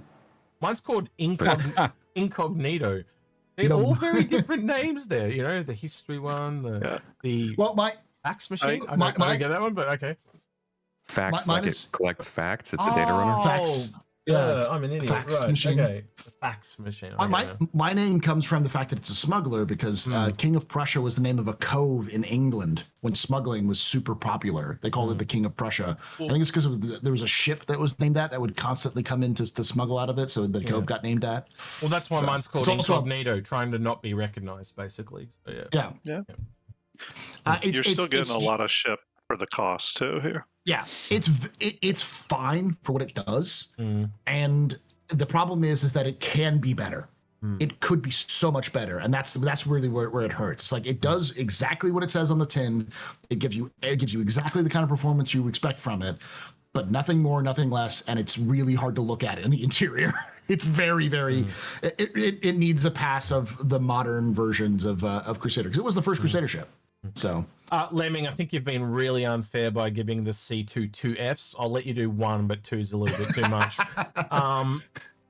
It's very interesting to see the scores on this too, because these are a little bit all over the place as well. I will let Algrid talk on the A2 instead of myself. So, Algrid, if you would like to start on the A2, please. The A2 as a bomber actually destroys, I think, the Hercules as a ship. But the selling point of the Hercules was drive on, drive off, huge cargo space. The mother of all bombed dispersal unit actually blocks that. And so, to me, it goes down. The fact that it's Hercules as well, I really don't like the Hercules ships. There's something about them. They're great. The others are great for cargo, but there's just something I just hate them. I cannot deny the cargo capacity of them. The price is huge. The price is what kills the A2 for me. Yeah. It's just egregiously priced because it has bombs. Yep. So like, this thing's cool as fuck. Let's just, because you look in game, there's literally like $1 million price difference as it steps up between the three. But this thing out of game is literally, it should have been $650 and it's like $850. Yep. It's ridiculous. Whatever it is. Yeah. I've watched people in game numerous times doing bombing missions in a Hercules A2, and it looks absolute. I was watching them do bombing runs on a stricken Idris the other day, and it looks great. But I still hate it, and it's just. Grim gave it an A. So why is it so great, Grim, in your book? Well, the funny thing is, to me, I don't love this ship, but I still gave it an A, and the reason is because it is an expensive ship, so I expect it to do what it's advertised to do. They advertise it as a big ass bomber, and it drops big ass bombs. So from just a sell standpoint, it's accomplishes what it's supposed to do, so it gets the A. I actually don't love the A2 Hercules myself, but yeah, I can see that. It definitely does what it was marketed as. I'll give him that, but it was definitely overpriced. Especially for the cost, you should expect to get what you're paying for. So Lemming, what's so wrong with the C2? You marked it down twice. The C2 is like a really pretty girl that cheated on you. Ooh. This man is scarred. Where did she touch you, bro? Right, yeah. I had so much hope for this ship. Like when we did the first tier list, and we spent an hour about arguing about this ship. Well, he's I learned. was 100%. That was my fault. That was my fault. I can't go off at Sea of the Six. He's not here, but Paul can talk about it. But I knew what was going to happen, and I think Paul now, in hindsight, would agree. He's learned, and he's changed how he thinks about certain things. I know that we've all influenced each other in different ways here, right? That's just one way I influenced Paul. I'm not going to sit here and dog Paul for that. I'm just going to say he's learned. My argument at the time was, because that's why we do these every year. Yep. It was the only ship that could carry vehicles. Absolutely agree with you. And that's why I was defending it. And you said, does that mean it's going to we'll never see another ship that carries vehicles? I says, no, of course we will. Yeah. But until then, I'm going to keep the score. And then as more ships came out, I was like, it's dropped down the list. It's just like any ship. And we also all mark ship. We've also learned now to all mark ships differently in our own way, and that's why we try to get as many people to explain their score as possible. So you were marking it that way for that's how the ship was in that year, where I was marking it down because I could see what was coming, right? So that's two different opposing viewpoints, and who am I to dictate what you do your own opinion and score as? So that's why I like people to do their own. Right. But Lemming, you were one more thing. Oh, go ahead, Lemming. You were still going, Lemming. So go. Yeah. So the fact that this ship does not have fuel scoops is horrible. Mm-hmm. They just did it dirty. I think the biggest one's the tractor beam. It needs a tractor beam. Yeah, but it's not a cargo ship. It's a tank moving ship. Exactly. And I could go on for an hour about this stupid ship. Well, they sold it as a cargo / vehicle ship, right? But they really emphasized the vehicle. But everyone used it as a cargo ship when it came out. But now there's all these other cool cargo ships and all these other vehicle ships. Me and Agrid really early in the beginning worked out that they were going to try and sell these things from worst to best, and it's totally true. Even if you look at it this way, right?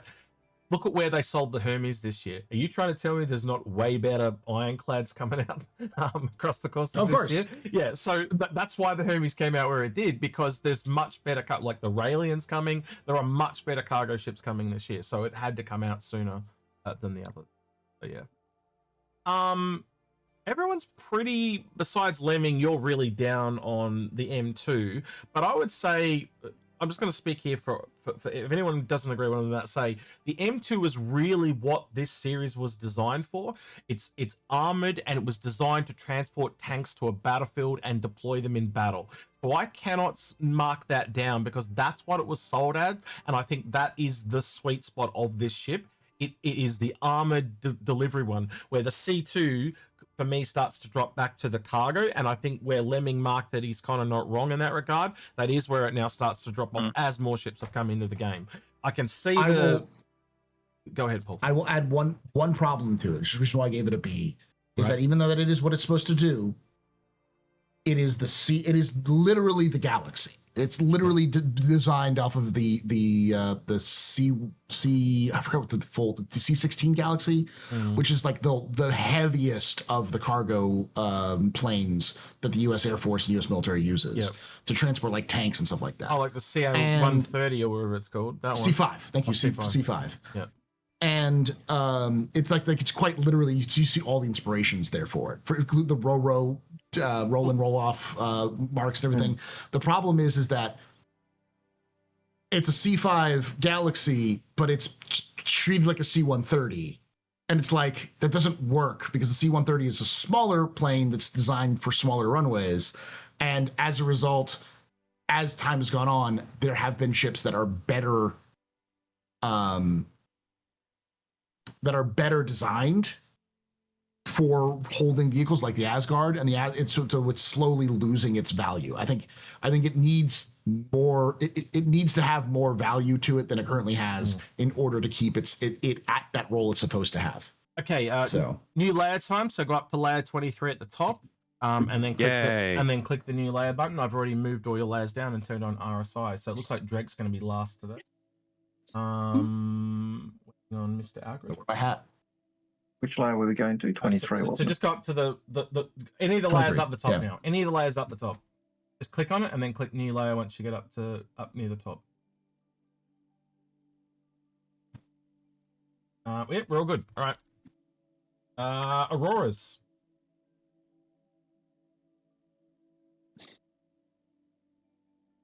God, I hate the Aurora freaking variants. I never know what the heck they are. So Agro will tell you, these were basically designed to show how customizable the ships could be from back in the day. So there is a lot of like there is literally, I think it's the LX is literally the MR, but it's got a leather seat. Yep, and it costs $6,000 to get that leather seat, or six And a different missile rack. Oh yeah, and the LN was basically take all of the advantages from all of the other things and put them into one ship. Except now they removed the Clippers cargo thing, so it doesn't have that. Yeah. And I think that's why it's an A. I think it's a mistake. Yeah. I think it should have what the Clipper has. And I'm going to be honest, at this level, the Clipper is probably the best variant now, because that's what you're doing at the beginning of the game. You're kind of doing very little shooting. And the fact that they call this thing as a light fighter, I also don't agree with that. I think it's a versatile ship. I think Tomato. Almost... I didn't see that as same. I read that as some.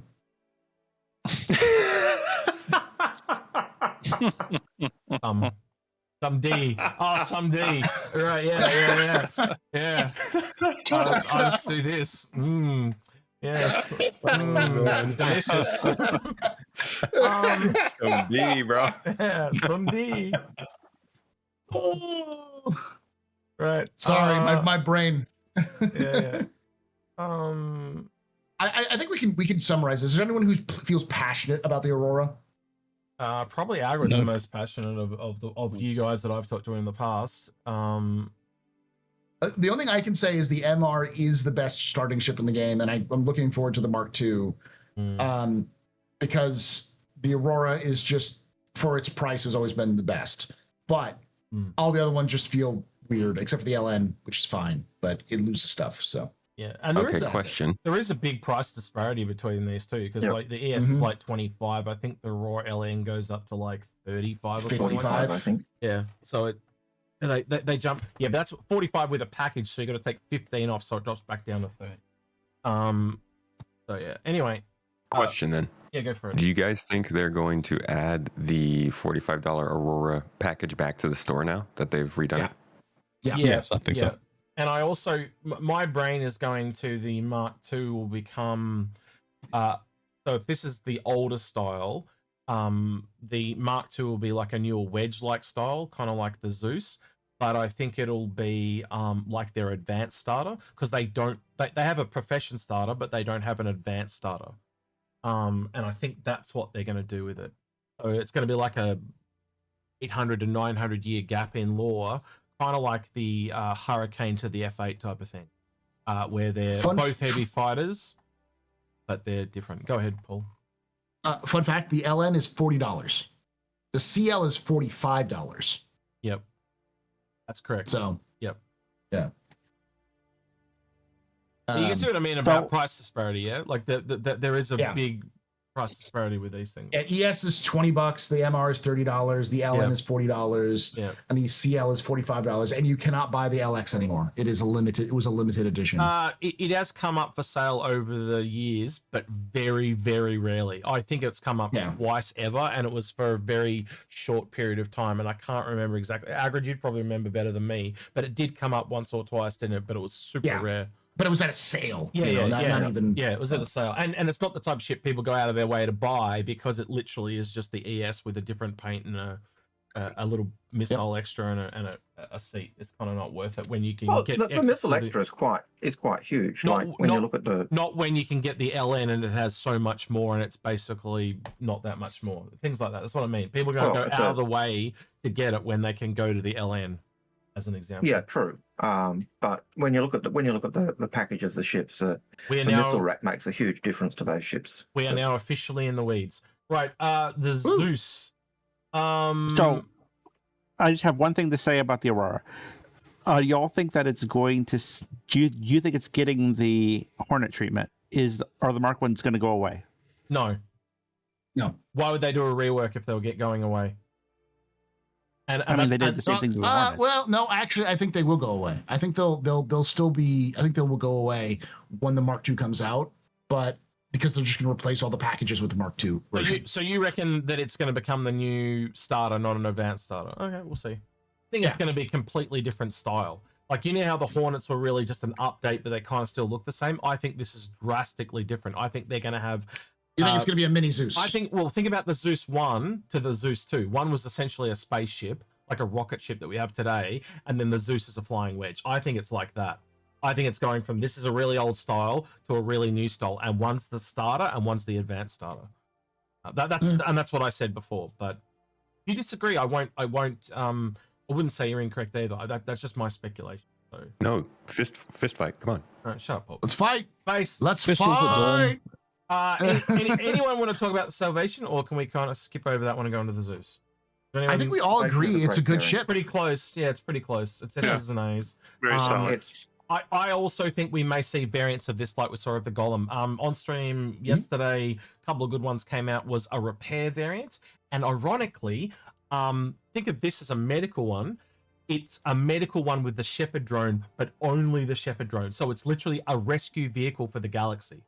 That sounded cool to me. Something like that. Yeah.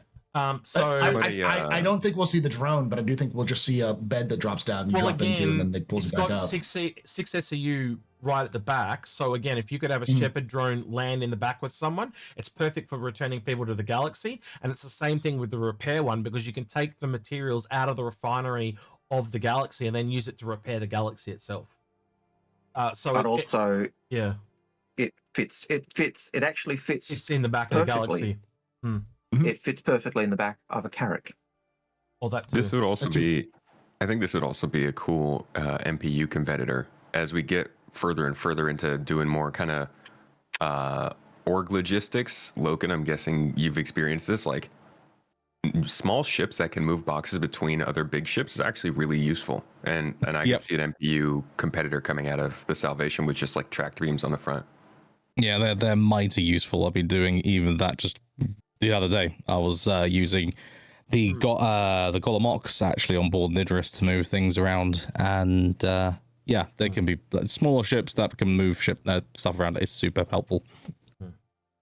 The Zeus's, I've really dropped off on these. Me too. After talking to Ben and John, and then talking about how they wanted it to be claustrophobic, I saw what they were going for, but when all the other ships are more functional, it just really made it drop off for me. I was really excited for how they looked, but yeah. It's the cargo bay, man. The cargo bay is so freaking designed poorly. That's it. Yeah, the choke neck on it. Well, I actually think the sail's the worst version. It is what I thought was going to be the best version. I think it's now the worst. Yeah. Especially with what the Hermes came along in the last couple of days. It just shows how bad this is, and it is literally unfixable. Like you'd have to essentially freelance and max this thing to make it work. You'd have to make the entire ship fatter to pull it off. And it obviously it tries to be a freelance and max and fails for multitude of reasons. Obviously we've got the MR that's coming along, and I think that will be better because it's kind of built for that. And there's probably also the ST that we'll see in the future. The ES is just very mid for me, because it's a little bit like the DIR going for distance. Yeah, I did say ST like space. I see what you did there. There is an ST, don't we know? Yeah. Isn't there supposed to be? It looks like it's going to be like I think it's going to end up being something like the Connie Phoenix, but for the Zeus. The E1 kind of. More like a you fly almost like a Winnebago that you fly yourself, but you live. The cargo bay is like a loft because it's got a skylight on it. And then obviously it's got 2 turrets on it, but I reckon one of those might be automatic, or is it a ship designed for 3 people to go away for a weekend, which is also a bit weird because that would be amazing. Yeah. Who are the 2 ladies you're taking with you, Space, on your on your ST? No, anyway. Does anyone else want to add to that? Because I think this is a very, like, if you look at the scores, they are very mid. They kind of balance out. If you look at across the thing, they all land B, C, D, A. There's no S's and there's no F's. So it seems to be a little bit middle of the road. Yeah, pretty mid. I gave the CL a B, but it's like the lowest B I could give it. It's probably should be a C. There's something about the ship that just still appeals to me, even though it's got some serious deficiencies for shipping cargo. So yeah, it's a tough one. Agreed. No, yeah, I agree with that. I think the MR is the hottest take here. I'm actually bullish on that, as I was bearish on the Hawk. I think the MR could be a really, really cool bounty hunting ship, because no matter what the gameplay is, that's a long-term ship. You can live on it, and it's got the space to do really anything you would need to do in that loop. I currently own a CL and an MR to put my money where my mouth is. But the CL is definitely on the chopping block. I'll tell you that right now. And the MR, I've got a massive feeling it's going to become Aurelian in my fleet.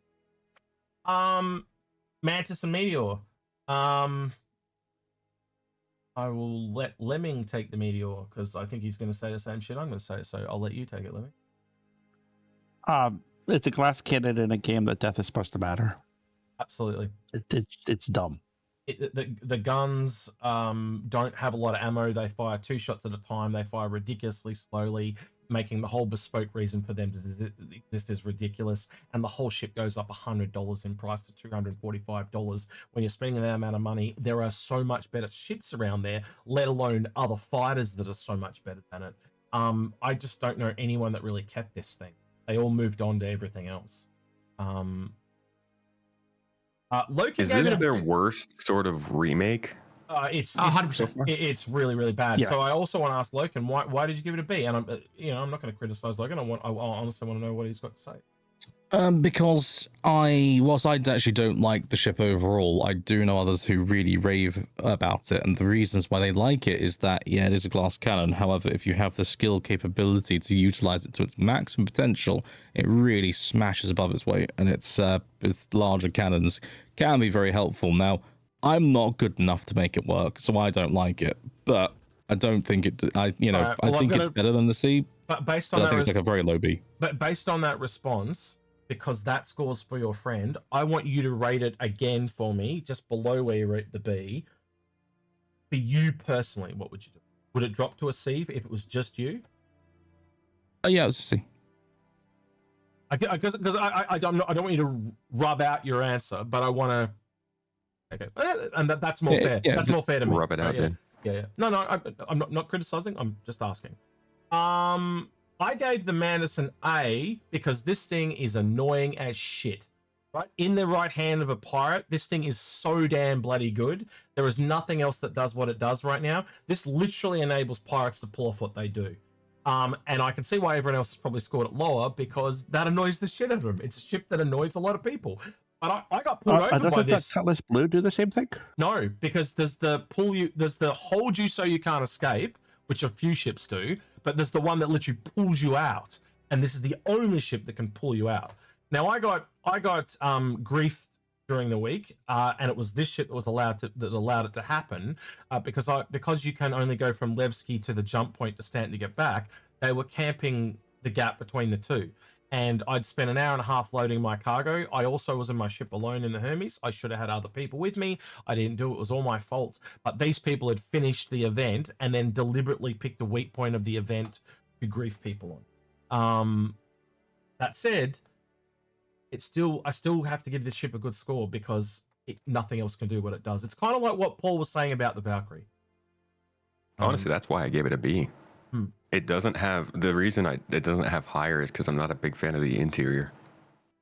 Grim is the only person who went the opposite way, where he put the Meteor higher than the Mantis. So I'd like to hear from Grim. I just think I've never liked the Mantis from just a design and look standpoint. It always looked like an unfinished ship to me. Everyone else loves it. I've heard that for a long time. It's never appealed to me. Is it just because function-wise it does what it's? No, function-wise it does what it was. It just, the interior has no personality to me. I don't know. The ship just doesn't have any personality to me. The Mantis at least had the Meteor at least had a little bit of teeth on it, but just something about the Mantis just never appealed to me. And I totally realize that I am alone in that. But okay, it's not a bowl of soup. Look, it's your opinion. No one's going to attack you for your opinion. I'll tell you you're wrong, but so Graham. Sure. I 100% agree with you that it does not feel done. Like, it's missing some effects on like the glass. It just looks very almost plasticky. I totally get what you're saying. I completely disagree with the X. I will fist fight you at dawn. For your opinion. Up your face. Right, where are we going next? Scorpius and Antares, I think, is next over there. Okay. Goddamn Paul shooting ahead and dragging. Now I don't know where I'm going. That's why. Holy crap, Paul's all the way. Paul's just done everything. He just went, nah, fuck this shit. I'm out. I do this every year. When we do the tier, I just go through all of them really fast. Right, so I can start with this one. Yeah, please. If you want. Yep, because I'm now scoring love everything the else. Scorpius, and I will defend the Scorpius Antares to my dying breath, because I think the problem with the Scorpius Antares is that it was originally designed not just to push a button, it was designed to also have engineering. And because we still don't have competent engineering, it is not as good as it could be, but it will be good in the near future. As the Scorpius, and the Scorpius is a fine ship, but like neither of them are outstanding. They're just good enough. Like if you had a choice of choosing a Scorpius, I think most people would go, "I'll take a Scorpius." If it was like an option, the least bad option, no one would be mad about it. But especially if you want to do with two people, but it's just not as standout as other 2-player ships are. So that's my defense. I think that the Scorpius fixed all of the problems of the Hurricane, which is why it was a hard B for me, but I probably should have given it an A. Where we go to next? Probably shoot across to the other side because of the way things were done. Yeah. We'll go over to the Apollo. I was about to call it the Hermes triage. for a second. Also around the RSI logo, boys. Up the top, Hermes scores, please, because Black Ass hasn't managed to get the model in yet. So I'm giving a shit, I'm sorry. But yeah, just your Hermes scores around the RSI logo. That one. All right. I'll just say on the Apollo, Yeah, go for it. Amazing medical ship. I just don't think the triage should exist, personally. It's armor and missiles. It's a relic. One of the them I feel like should CIG. exist. No, Yeah. yeah, it's a relic of the CIG problem of like their variants were not distinct enough for you to care. Mm-hmm. I have a real bone to pick with the Apollo. It's kind of a fat and it didn't have to be, and it shouldn't have been. And if it wasn't, I think it would be perfect for what it's supposed to do. But because they basically doubled the size and made it a cargo hauler, it makes for a better cargo hauler now. Yep. So I can't get behind the Apollo. I love the design. God, I love the ship. But the way that it's been treated is kind of disgusting. Well, that's what me and argued when we went straight through it. We went, there's other variants because there's just so much extra space in this now. Like they even took out the waiting room. The waiting room was gone and it was bigger. I was like, what? They should have saved this ship by making it modular. They should have made this like a mini galaxy and just made there be a cargo module, a medical module, and something else. I think that the way that they've done this is just weird. Well, Yeah, again, the thing- it increased by 20 meters to make a cargo variant. That's it. You just nailed it in the thing you said before. One of the things I liked about the Apollo design is it's a cut down. It felt like a cut down Connie. It's got the Connie feel, but they've chopped off the top engines. They've just given it that reduced look. To me, it just felt like a cut down Connie. And as a medical ship, it did great things. Had the right feel. Yeah. You could see there were variants coming. But like Space said, it should have been a modular rather than a straight variant. Yeah, dude, I saw it as a mini Connie too. It blows my mind that just to look at it on the screen here and see it say 43 meters and then look at the Connie over here at 61 meters and it's now what, 73. It's crazy. Yeah. Mm-hmm. It jumped its younger brother or older brother. Yep. I don't know. I'm sorry. I put out a whole video about this today. No, I think the save file is do that. old because I think we've updated it now on Fleet Viewer. But I completely agree with you, Space. I can, like, I could actually drop from a B to a C. Like, it's nice to have a medical ship, and that's why it probably gets a B for me. But everything you said, I completely agree. If you look at it as an independent ship and separate it from the Hermes, it's what drops the scores down because it shouldn't be what it is. It is what it is because of the Hermes. It's money. It literally went up by from 43 meters to 63 meters. Right, and for those who don't know, that's the old size, by the way. And for those who don't know, there's no way that they produced the Hermes in the months since the Apollo came out. It's clear the Hermes was built alongside the Apollo during the refit. So they basically they changed the Apollo because they realized they could do a bunch of variants with it. So as X says, it got bigger because they wanted to turn it into a Hermes. Yeah, it grew almost exactly 33% from its concept size, which is about the same as the MSR grew, to just give you an idea of how much of a change it was. Although with the MSR, we didn't get a different variant, but with this, we did. I think we'll just start going we just got a crawl space. sideways now. So we'll go to the Arastra. I guess I'm going to have to verify my score here because I'm the lowest. High hopes on this one. I'll explain this in the simplest way I can. We now have a confirmed surface level mining. We have asteroid mining in the Orion, and we have underground mining. So when I look at this being the biggest surface miner, does that sound like a thing that you need a lot of people for or a few people for? So I don't think you really need a ship of this size to do surface mining. I think the Mole would be, or the Prospector, or one of the smaller ones, be more than sufficient. I just don't see this thing completely validating its existence to me. Well, from what I've heard, the only ships that have confirmed surface mining are the Pioneer and the Forge. Have they said anything about the older ships? Do you really think that's not going to be a gameplay that expands to mining? And yes, they have confirmed it. So the Pioneer, I don't know with RSI, man. I do not know sizes. They want all the sizes. Yeah, they want all the sizes in all categories, right?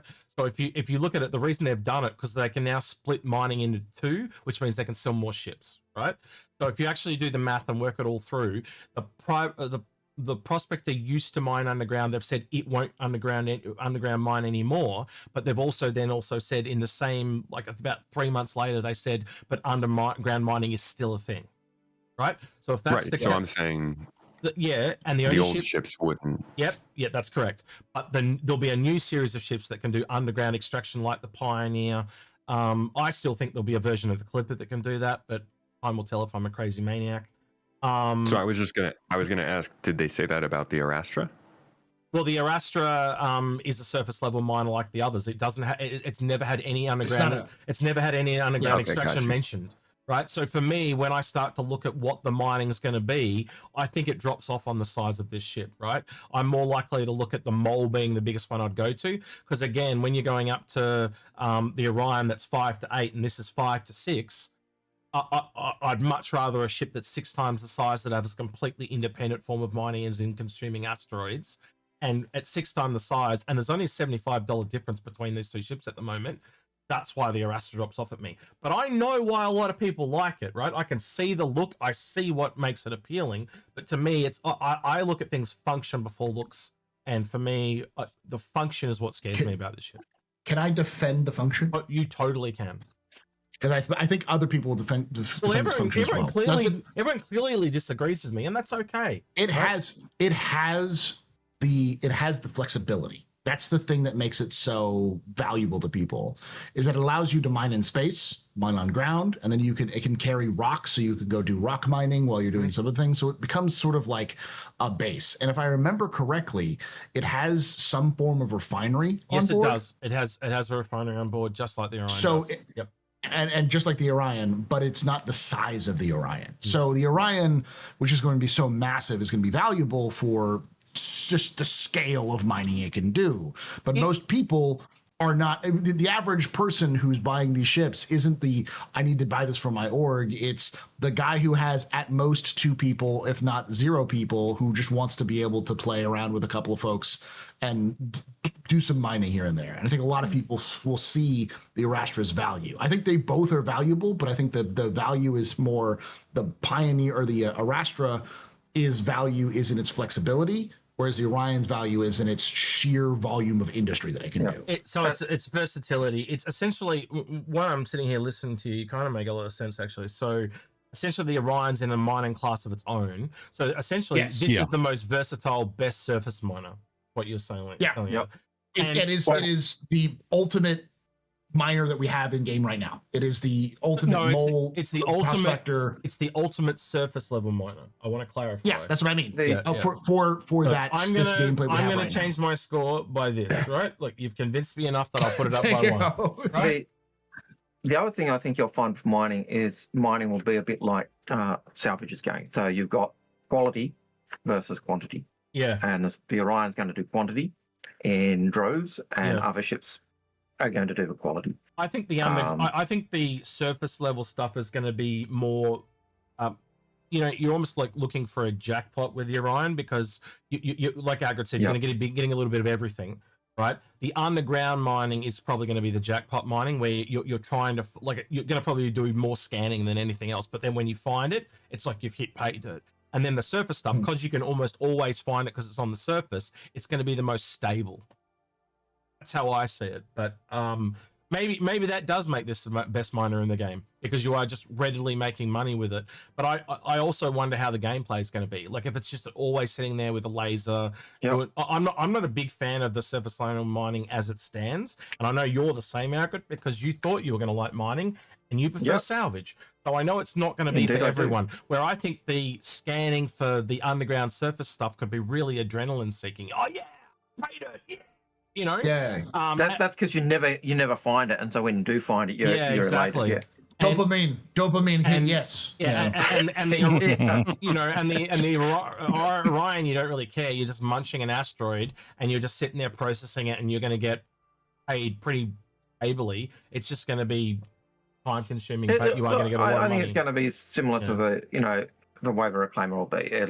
You'll get heaps, but then when you put it into refine, it's going to take time. So it'll be that time sink to get your pay, but you'll get bulk.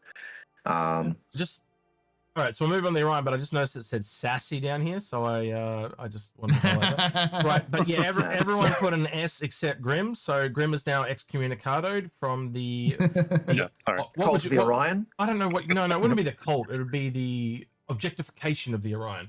You are excommunicadoed. But yeah, Grim, I'll let you talk on it since you didn't give it an S. So please. I'm just some unknowns with this ship for me. I think it's a long way off. I think that it's going to have to undergo some serious redesign stuff. If you took the Arastra design and put it on the Orion, does that put it to an S for you?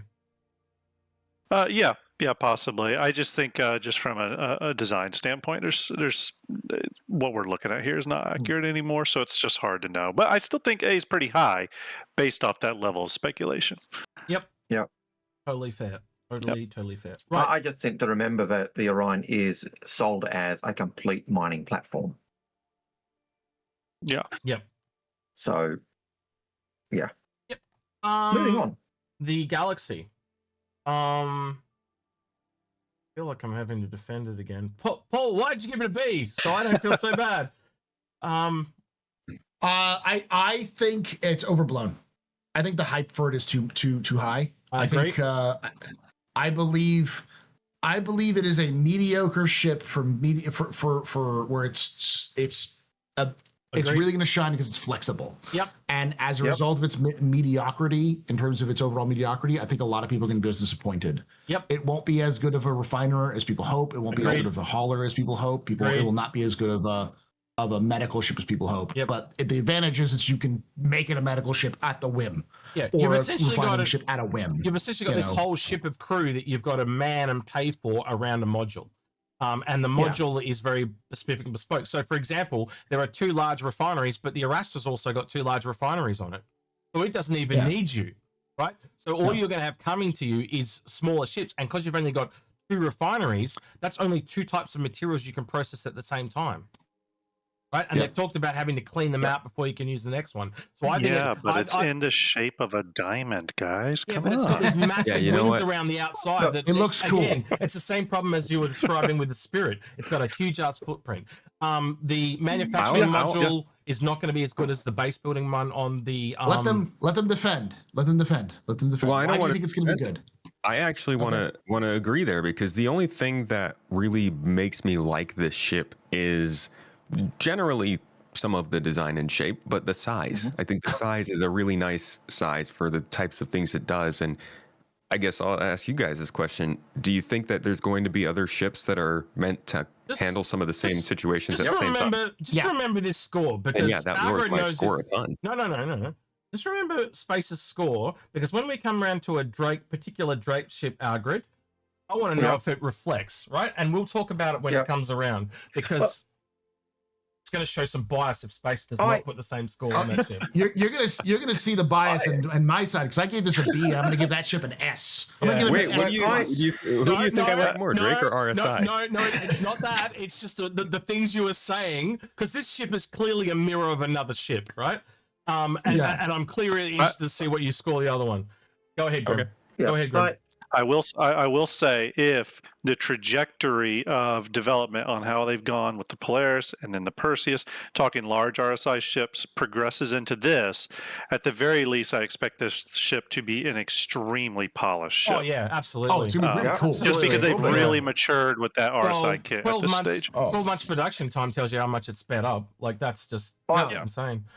I gave this. I originally gave this an A. I lowered it down to a C, and the main reason is it's modular, and we know that modular ships are that middle of the road. They're jack of all trades, but they're never as good as the specialist ships. The other reason I lowered its score is because the hype of this ship really came from that manufacturing module, which may be sold. You know, manufacturing module and others. I will say I am apparently very, very persuasive. I didn't realize I was this persuasive in the argument, because I just don't have that much of a dog in this fight. I don't have one of these, so I'm just like, it's fine. I can tell you now, there's not a lot of ships that I don't pick up a CCU for, right? I just picked up a CCU for this, right? So if I'm really unsure about a ship, even if I think I hate it, I still pick up a CCU. So this is, but if I know I'm going to like a ship, I rapidly build a chain to it. This is just not one for me, because when I look at that other ship, that has the modules I want. I don't really need a refinery. I'd get a bespoke ship for that, and that was the only module I was interested in. The others, I had a Pioneer, so I don't need this. I've got a Banner Merchantman, so I don't need cargo. The hospital ship, well, I've got an Endeavor, so why the hell do I need this? And I think the triage is better. The triage or the Medivac, the Apollo, are better at getting to it quicker. Yes, this has every single medical thing covered. So it's got the Ursa that can go out and grab things. It's got a C8X you can put in the back, and it's got one of every single seat. Then I can't change it to suit the event I turn up to. So if I know I'm going to someone where a lot of people have died, I can turn up in Apollo with 2 tier 1 beds to bring them back and fix them right up. But if I'm just doing lots of injuries, I can put 2 tier 3 beds in. So I think the versatility is what freaking actually kills this one for me in medical terms. Anyway. I feel we talked about this. Seems like we've created a divisive one. We'll have to keep track of the galaxy as it goes along this year, because that's really interesting to see what all different opinions there. I'm going to go to the Perseus, because I actually want to hear from Loken. He's been very quiet for a while, and I've noticed. Loken, tell me about our sweet baby. It does exactly what it said it was going to do, and it does it extremely well. It's a no-nonsense warship through and through. And I find it to be an exceptional piece of kit, so long as it's supported against some fighters, which is fine. You need a couple of, cap. That's about it. Yeah. So I find it to be tremendous. I would give it an S as well. Just at the moment, it's not in the best of shape. It clearly needs the armor. I think when the armor comes in, it'll jump to the S for me. I love the mapping of the interior of a ship. It's easy to get around, and it just got a great feel. I do like that ship. Yeah, I think Loken said it best when it said what it does on the tin. I think that he nailed it there. We're all pretty much in agreement. A's and S's across the board. Right. We'll take these ones individually as we go around. I think the Andromeda stands on its own. I think it is the Connie, in my personal opinion. I think that's what it was really designed for. It was only the Constellation until the others came along. It is, for me, the best. I'll just leave it at that. Does anyone want to add anything to the Andromeda? I really do like taking, believe it or not, the Phoenix. I like taking the Phoenix if I'm doing solo missions, because that little PDC at the back gives you a little bit of extra is there wax in your ears, old protection from the rear. Sorry? Is there wax in your ears?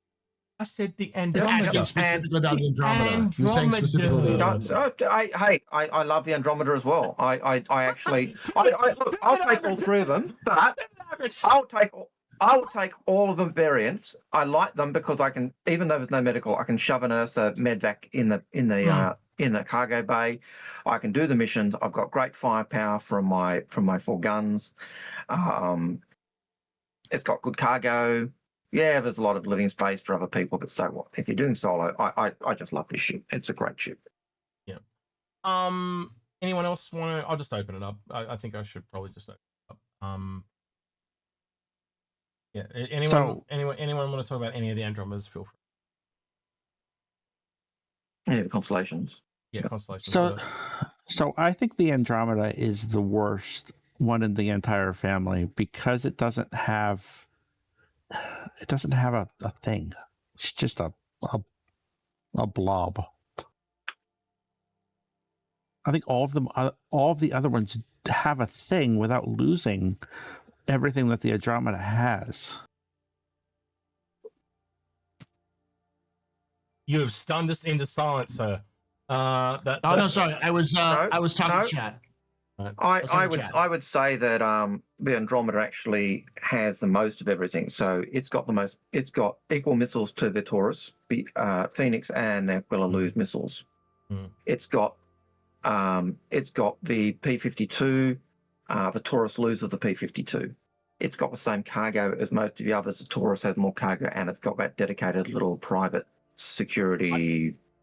I think box. though the Taurus has been very good, but I think as time is coming along, the Taurus is starting to show some of its flaws. So now we've got the Raft in there, we've got the Hermes in there. It's starting to drop a little bit back. It's too expensive. Well, why would I buy this at, what is it, 200, 210 when I can get the Raft and it's the dedicated cargo? And I know you're going to talk about the smuggling compartment, but they've also stated you can get smuggling containers and you're not going to always be smuggling. Like for its size, it just drops off to me, considering you can get a Raft and it's almost half of the size. And the Hermes is literally the same price, and it's double. It's 100 SU more. It will go up in price because that's its war bond at the moment. But you are right. It still smashes it in cargo.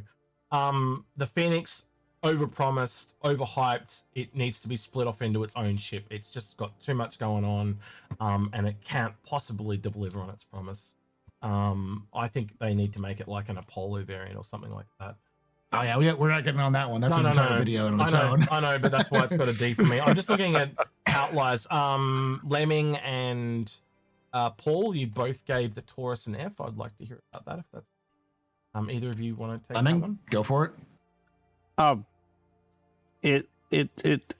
It's nothing. It's like the Hermes just makes it look so bad. Like I don't think it was much to start off with. I would have given it a D 3 weeks ago, but the Hermes just flat destroys it. I would say the only thing that this does better than the Hermes, and when you go out and solo load in the Hermes, you start to see the problems with that ship. It really requires 2 people.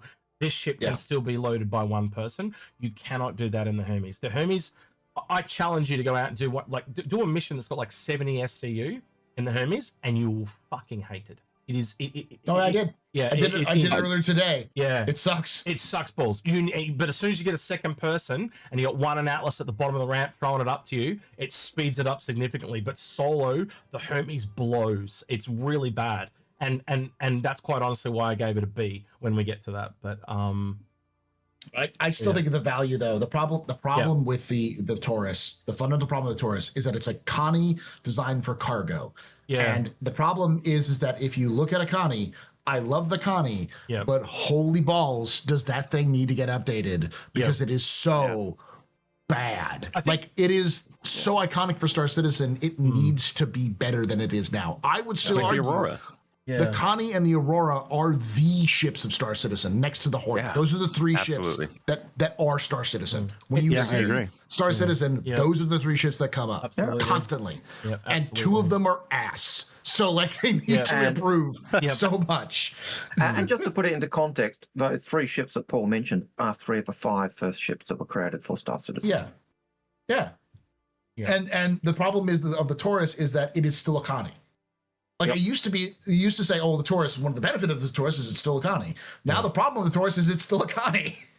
Well, You yeah, want but all of the advantage- bells and whistles of like a weapon rack, cargo, interior cargo space, Yep. a bed that just doesn't exist in the Flying Taurus. And you know, The Taurus though does have the same amount of missiles as the Andromeda. yeah, No, the Andromeda. and Andromeda, It's yeah. got the It full does. missile rack, Right. and it's got the same main gun, so it goes up in that sense for me. But yeah, it's the Hermes does stomp on it in Right. terms of cargo. Right. Paul, I think we'll let Grim speak for the people that are in the right. Who are you going to get to represent you for the people that are in the wrong on the left there? Is Lemming speaking for the people on the wrong that are in the wrong? Are we talking the Hermes? Yeah, look at all A's and S's on one side, all B's on the other. So I just thought it was like team right, team wrong, or whatever. But yeah, Grim, why'd you give it a B? It's just boring. I don't know. It's fine. It's a great ship. I would actually recommend it to people if you're looking for a cargo ship at that scale, at that SCU. It just doesn't excite me. It doesn't feel particularly amazing to fly. I think it feels like it's like stuck in tar or something. I don't know. Maybe it's psychological, but it feels so sluggish. It's so much. It's so much like the Freelancer Max. I would love to get you to go out and fly the Freelancer Max and tell me, because it flies the same. Look, I'll put it this way. Just tell me if you agree with these statements, because I think Paul's going to agree with me. This is a little bit like the Hercules, where it came out and it seems really good right now, but it's the only ship in that kind of size range for cargo. So as soon as another ship comes along and it loads quicker or something like that, this is going to drop down again. Right? We've also got a lot more cargo ships coming this year, like the Ironclad and the Aurelian, the whole B. The whole B. I keep thinking about the B. Yeah. It's just one of those ships that I would recommend it to someone all day long. It's just not for me. It just doesn't have anything interesting to it. That said, though, the B's going to eat this thing's lunch, so that's the problem. Yeah. That said, though, I can see some I can see why the people on the other side gave the score that they did, because there's some people I've been seeing them talking in game about making it their daily driver. So it is a ship that is. Yeah, I know it sounds crazy, but Lemming, do you want to speak for the guys on your side? Why is it S tier for you, Lemming? So I haven't flown it. I want that to be abundantly clear well, that lowers the score quite a lot. So, but that's it. After this, Lemming, we're going in, and I'm going to take you out because you're going to execute. Yep. I will argue that the flight characteristics of the ship are the easiest to change, and it'll change. Absolutely. I can argue for this ship, by the way, and I have flown it. Absolutely, but it does fly like a Freelancer Max. But yeah, continue. Let's let Tomato. Anyway, let Lemming continue. Yeah. Okay. So I'm gonna put that big caveat on my S. However, I'm basing the S on the characteristics that were described yesterday when the video came out about it. If the things that they were saying about it is the way that it is, I strongly believe that it's an S. I'm putting you in for the review this week. Me and I are going to have to review it later today, but you are coming, and I guarantee that's going to change. That's right.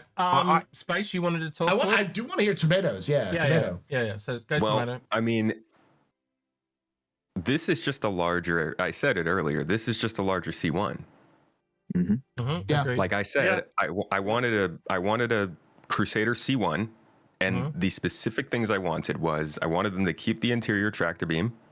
I wanted them to keep the cargo bay. I wanted them to keep the middle section with that special airlock that could keep the seal.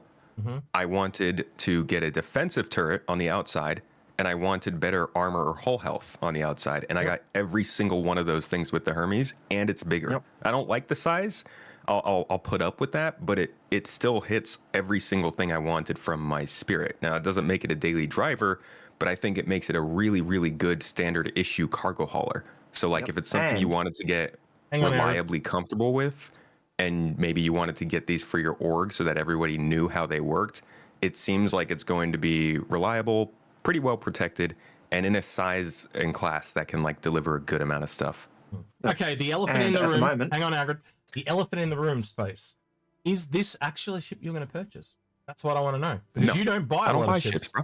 Yeah, I'm not going to buy it. So it's not that great then. Would you buy it in game though? Yeah. Yeah, I'd buy it in game. Okay, Agrid, go ahead. And the other thing that gives this ship a high rating at the moment. It's at the present, it is the only ship that carries in its size capacity. That's why I said that it's whole of that cargo area Oh, yeah. for haulage that it does. And that's why I said it's like the Hercules. So as soon as another ship comes along and it does cargo of the same amount or around that, it's going to drop a lot, I think. All completely valid points. I don't think I can disagree with anyone that said anything there, other than Lemming, because I think you have to fly it. You have to have flown it to be able to score it, in my opinion. Can I say we do the Polaris and have it? Because I want to hear Logan's thought on the Polaris. Did we miss the Polaris? Oh shit, we did. Shit. Yeah. Sorry, Logan, go ahead. Yeah. Okay. Sorry. I'm just taking in everyone's opinions on the Hermes and thinking about them. That's all. Go for it. Polaris. I mean, I'd say it's the smallest capital ship that could serve as a guild base of sorts, if you get my meaning. Yeah, I agree with you. What I mean by that is an organizational base that can. It's as a result of that. Yes, it is predominantly and primarily a torpedo, ship, and it does that job very well. But it's also well enough armed to be able to hold its own in other situations and circumstances, and also it's well enough equipped to where it's actually really rather flexible. Second Life Resource Initiative last year, for example, I used one of these as a cargo ship exclusively, and I put 2,000 SUs of cargo on board because I just used the hangar on top of it, for example. So my point being is that it's fast and small enough to be relatively nimble for a ship of its size. It benefits from the capital classification, so it's very, very durable. It's not quite as costly to run so long as you don't take torpedoes into consideration than a larger cap ship. And as I say, it's got a good amount of flexibility. Plus, now they've done the interior refresh to make it more in line with the Perseus. It's lovely to be on. Agreed. It is, yeah. I want to play devil's advocate for a minute, and I think we all need to think about this, much like what we just talked about with the Hercules and the Hermes. You make, say, another ship that basically copies this, and it's an Anvil, but instead of being torpedoes, it's all guns, as an example. Would that? I will adore it too. Yeah. So you still think it's got its place? Okay. Well, that's good to hear. Yes, I do, and I think at this perspective, I'd love to see variation on that sort of size category. I don't mind there being different, what is that size? What is that size category? Do you know what it is? Well, they call it a Corvette, but it's. No, but they call everything a fucking Corvette. That's my whole problem. I know. It's so silly. So technically, you want an actual Corvette. It is an actual Corvette. Yeah. The others are all sloops. Yeah, but technically speaking, also it's S5. So there's only a couple other ships that fall into the S5 size category. One of them is the Odyssey, right? And I can see a lot of correlation between this and the Odyssey, where this is the combat. It is clearly please don't say that. Well, it is. You look at what they both do. They've both got hangars. One does a bit of mining, extraction, and exploration. This one does a bit of exploration and combat, right? They are very similarly linked in what they do, except one's got a bridge and the other and medical. The other's got medical, but it doesn't have. You can see they're built for different roles, but they are both in the same size category. They're both S-size 5 ships, and there's not. I think there's only one other ship. I think it's the Reclaimer that's in the S5. Am I wrong there, Arvid? There's only one other. I think you're right. There's only like I know we were looking at them the other day. Yep. Yeah. So S5 is a very small category of ships. Sorry. One thing I'll say about the Polaris, just really quick, is it does mark a change for me, and it's why it scores high for me, just from a design standpoint, because I think this is the ship, based off what I've heard, that some of the new texture technology came on board in the engine, and it's one of the reasons the Polaris feels like a step above. Like when the Polaris first came out, it felt like a step above everything else from a visual standpoint, and I think it marked a change for CIG in terms of quality level for just aesthetics, but quality level, and that's pretty exciting. All right, new layer time. I'm on layer 30, so if you scroll up to layer 30 and then make yourself a new layer, please. We're on to the last one. We have gone 25 minutes over time. I was expecting Algrid to have been gone by now, but he's clearly not going to church today. So this is going to be a 3-hour episode. This is church. What are you talking about? I was trying to get away from 3-hour episodes, and it looks like it's going to be a 3-hour episode, even though we're only doing. And there was so much cheering. The chat, the comments section is going to be like, "What are you talking about? Execute. Make this a 6-hour episode." I just let it go long. I just was like, stuff it. I'm just going to let it go long. But again, can you imagine how long it would have been if we'd done every single ship? That would have been a 6-hour episode. So I guess the splitting it Well, is but good this for the feels audience. better. Yeah, it does feel better. I feel like I'm not having to cut people off as much. I'm feeling I'm like I do move us along a little bit, but it does feel better. You are not wrong. Right. God, here's on cutters. Wow. It's the best starter ship. I will literally fight people for that title. I called it the best. I did a review on this one, like a video review, and I called it the actual best starter ship. I still believe it is the actual best starter ship, because I don't believe the Titan's a starter ship. Yeah. I'm also totally not wearing a hat that says Drake Interplanetary on it. Tell me if you agree with this. This is a starter. This is a starter. This is an advanced starter. Yeah. That's how I see it. Well, these ships are so similar, it's disgusting. Yeah. I see this as the line, and I think this crosses the line into advanced starter. Because why is there any need for this to exist? All it is you give up some SCU and it gets a further extensions to its engines, and it gets some luxury items. It's the same reason why you like the Intrepid. It's the same reason why you like the Intrepid. I literally said that the Rambler is the worst starter ship, and it's like not the worst, but almost one of the worst starter ships. Not because it's bad, but because it just doesn't have a lot of place for it. And in that same video, people are like, "I use it to get around everywhere I go." So like it is for some people, it is their Intrepid. So Scout is poor man's Terrapin. I think everyone's kind of put an A on it. It doesn't seem as good as the Cutter, but everyone can see the benefit that's going to bring down the line. I think that's pretty self-explanatory. And of course, Lemming had to be different. Put a B. That's totally fine. Anything you want to add to that, Lemming, or is it basically what I just said? Well, I mean, I had a D on it, so yeah. We obviously changed your opinion, right? Okay. B. Yep. I'm feeling an origin bias here. Don't know where it's coming from. It's not here, not here, or here anywhere. But clearly an origin bias. Where we go next? Cutlass? Yeah, let's go Cutlass. Oh my god. Save the steel for last. Save the steel for last. I'm gonna passionately defend it. I can't even get a straight face. Right. All I'll say is, when's the last time you flew a steel? I'm gonna be nice and I'll go to a D for you. How's that sound? Right. The black is the best. It's like, look at those S's. There's no except for Lemming, who wants to be a contrarian. What is wrong with you? Lemming just like, I'm gonna be Jerry. You know what Lemming is reminding me of? Is Dyson. You know how Dyson used to be like so off kilter to everyone else, but you valued his opinion because he also had these things that you'd kind of really question what you were thinking about. You remember, that's what I see Lemming as. He's our checkboard, right? So even though you're different than everyone else, it allows us to bounce off you, if that makes sense. So I'm going to talk about all three of these at the same time, and then I'll be quiet for a while. Okay. Well, except for the steel. There's somebody that I know that really likes the steel. I just can't support it. It's putting too many eggs in one basket. It just doesn't have anything. The red gives up missiles. I think that's pretty huge. The blue gives up cargo. Yeah. And the black is the best of them. Can I just correct you right here what you said about the cargo? Because the cargo pods will eventually be able to come out, it literally is going to be the black with a different hull. But with it's done. Yeah. So when this is done, you'll probably find my scores will switch.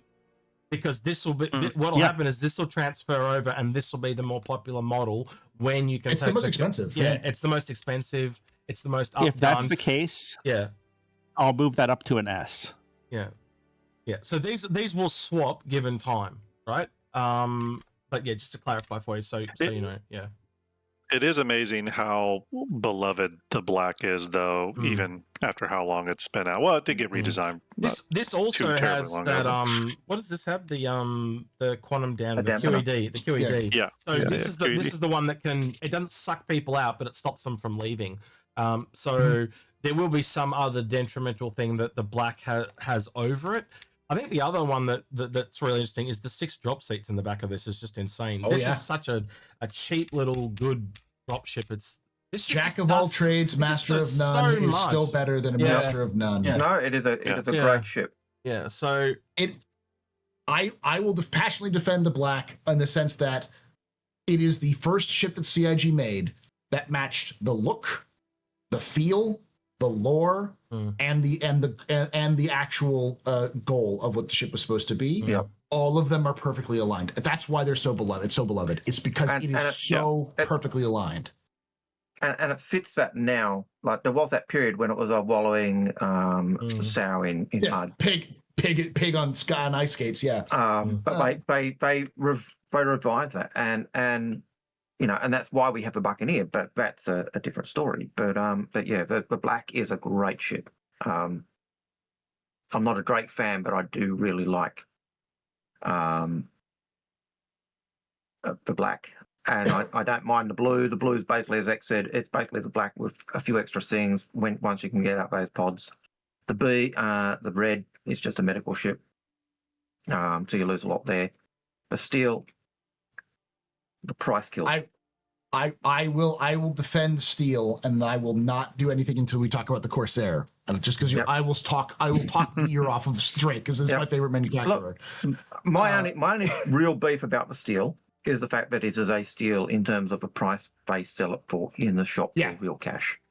It's a egregious in that regard. It's an egregious in that, but that's the only problem it has, in my opinion, because since they buffed up, so it is damn near impossible to kill.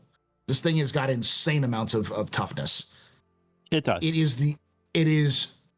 I have never been in one or flown one that has caused it that it has had like destructive issues. This thing is basically unkillable. It gets you from point A to point B in a very efficient way. Its guns are nice, even though they don't really work. But like the fact that it has those extra guns makes it even more valuable. I just have never seen a steel not perform well. My other beef with the steel, the only other beef I've got with the steel is the fact that Drake ships were overgunned for their platform, and they took a ship that was already overgunned and then added more guns.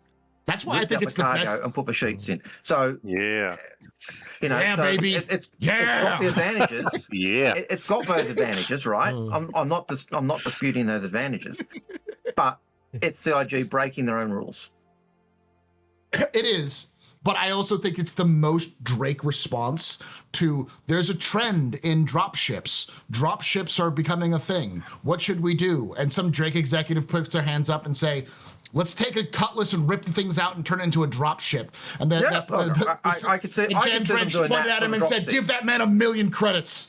You know, I can see them. I can see Drake doing that with a drop seats. Yeah. You know, rip out the cargo bay. We'll put drop seats in, and right, we've got it done.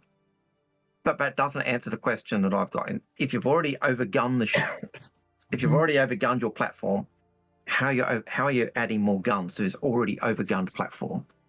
And then, the idea that Drake ships were unarmored, i.e., compared to ships of their category, and yet this ship is, as you said, unkillable, it doesn't compute. It doesn't add up to the things that CIG have already said about the line of ships and everything else. But that's... I think that is reflected in the price a bit, though, Agrid, is what Paul's essentially saying. Yep. And I think that and hopefully that's why they've done it. And I'd like to think they've gone back in the lawn. Yes, it's a Drake, it's a Cutlass, but they actually went through and modified the hull and the frame and everything else and made it super strong. But hey. Right. The mule. Now, before we start, a little bit of feedback for Grim. I can't see shit when I zoom in on this. This would be really cool if when you zoomed in, it kind of up-resed whatever you were looking at. If I was in Starjump, but if I was in the actual hangar link, if I could, when I zoom in, it like ups the resolution. Have a magnifying glass. Yeah, as it culls the other ships away, it turns the so you know how you've currently got it so you can change the resolution of the images that are displayed. It'd be cool if there's like a dynamic mode, so as you zoom out, it just instantly lowers them, and then as you zoom in, it raises them up.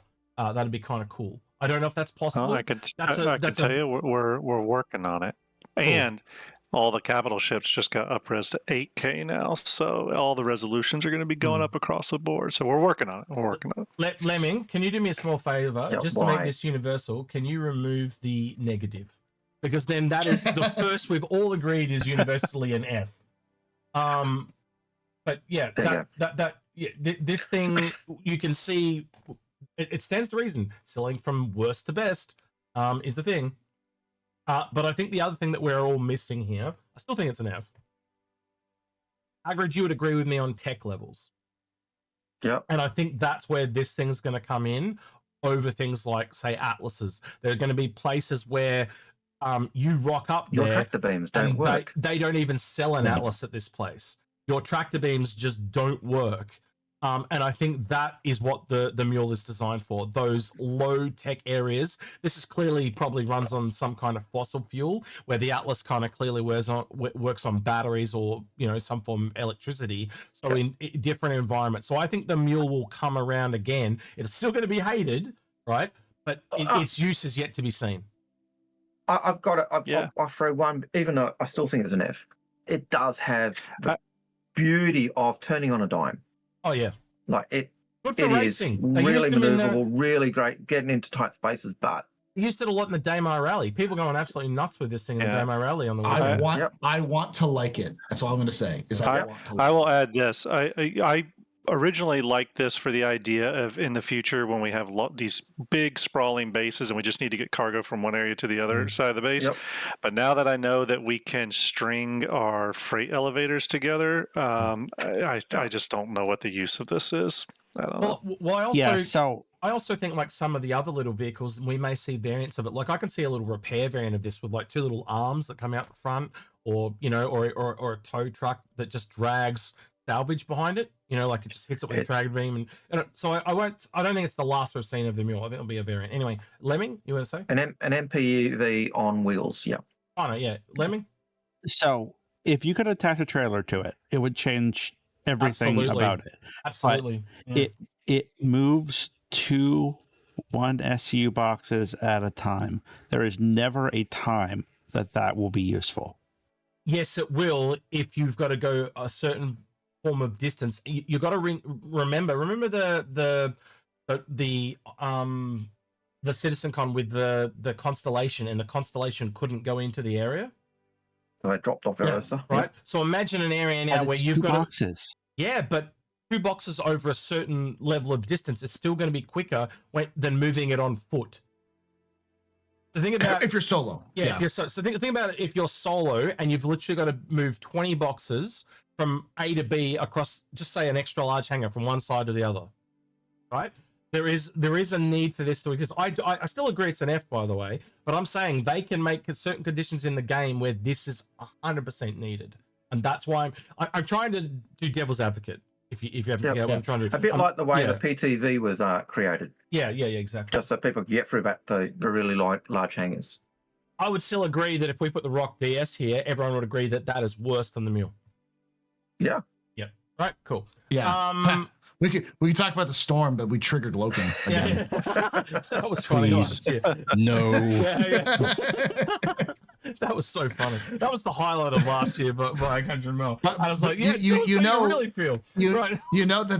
That has turned into his own version of the Redeemer, because Sea Daddy forced him to have an unmeltable, unupgradable storm. Oh no, he's got one better now. I've now got 2. I've got the Storm AA as well. The Storm AA at least has some value, though. That's the thing. It's slightly less crap, but still crap. The Grim, that's how you get your free battle cruiser. You just tell everyone how shit it is, and you'll get one free. I've been suddenly hitting I hate the Javelin just to see if anything pops out, but no luck as of yet. Right, the Clipper. It's kind of interesting to see where these land. Like, it's A's and B's. I think it's slightly above Mer. That's kind of where I'm seeing here. It's the personification of a B. Yeah. Of like in schools, we give a B typically for a student who is doing above average, but is not quite excelling at what it's supposed to do, or what they're supposed to do in. But they have room to grow. And that is exactly what this Clipper is. It is an above average ship with room to grow. Well, that's kind of what And happens with those jack of all trade ships, right? They can't be top of the crop because they do too much, right? And having both medical and the fabricator, I think when fabrication comes in, that's where this ship will probably kick up a notch. Because I think this is a really good ship to take to a bunker, for example, right? In the gameplay right now, because you can respawn on it, you can heal yourself, and the ability to remake your own armor, remake your own weapons. Damn, that's going to be strong. So I have a question. I have a question to the people that gave both the Clipper and the Cutlass Red the same score. It looks like there's a few of them. How? This is just a better Cutlass Red. Well, there's two beds, for example, on the Cutlass, but the Cutlass also is a bit more, it moves a bit better. It's got a bit more, it can fight a bit better too. They're not exactly the same.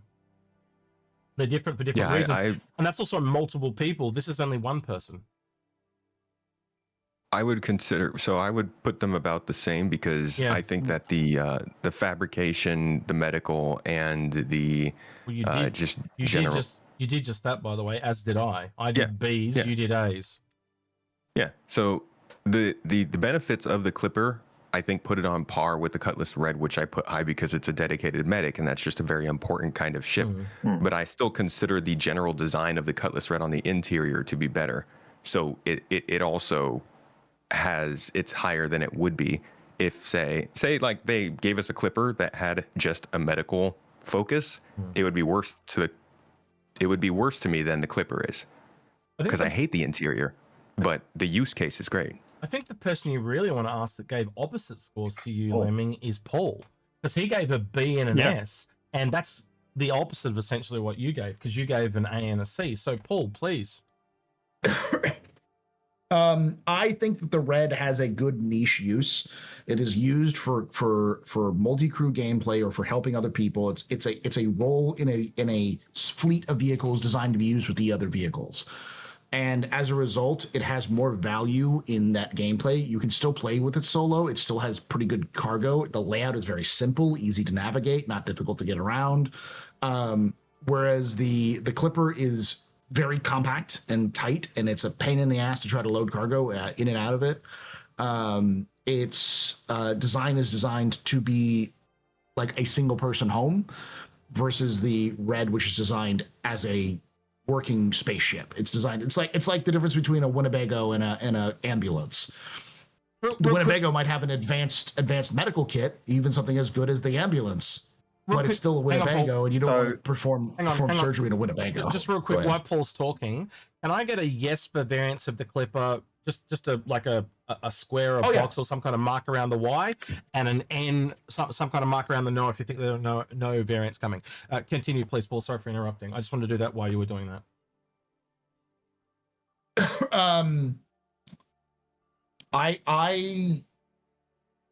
The Clipper is too specifically a jack of all trades ship that it loses a lot of its ability. The Cutlass is still a Cutlass. Cutlass Red is still a Cutlass, and it has all the advantages of being a Cutlass.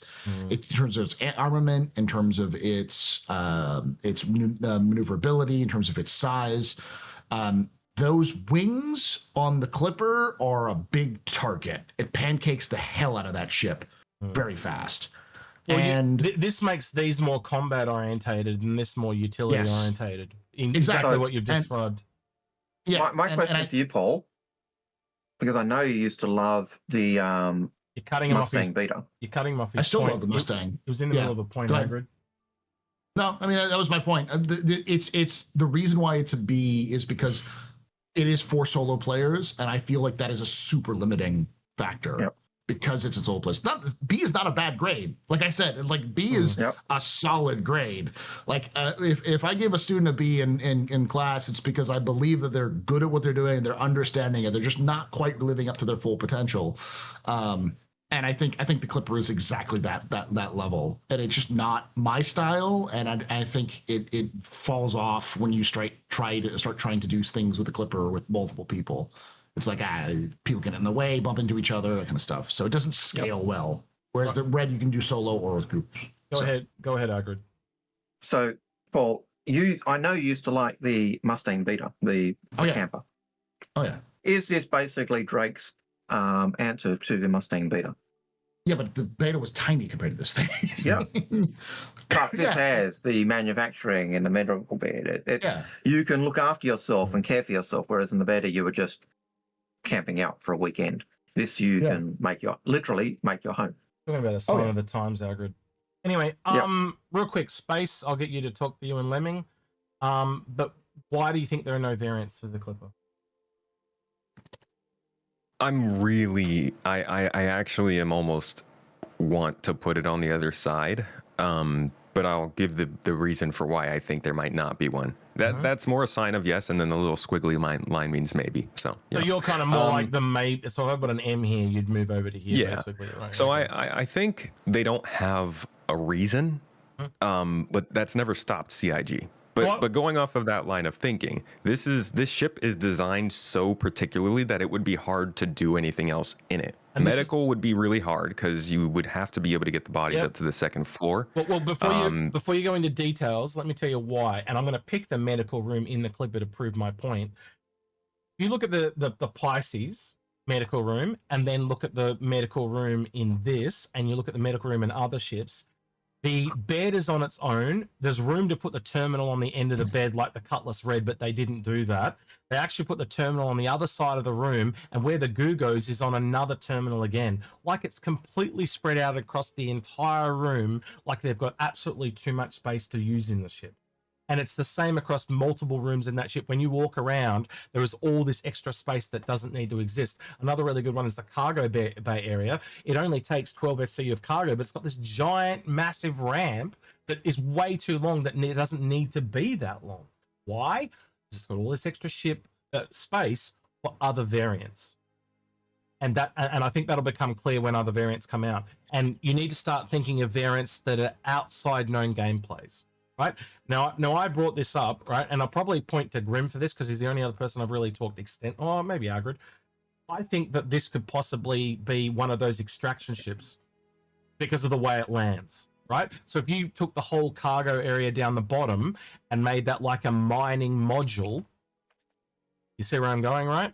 Because this ship lands vertically, it can land and then extract through its landing gear, much like the Pioneer and the Forge is apparently meant to be doing.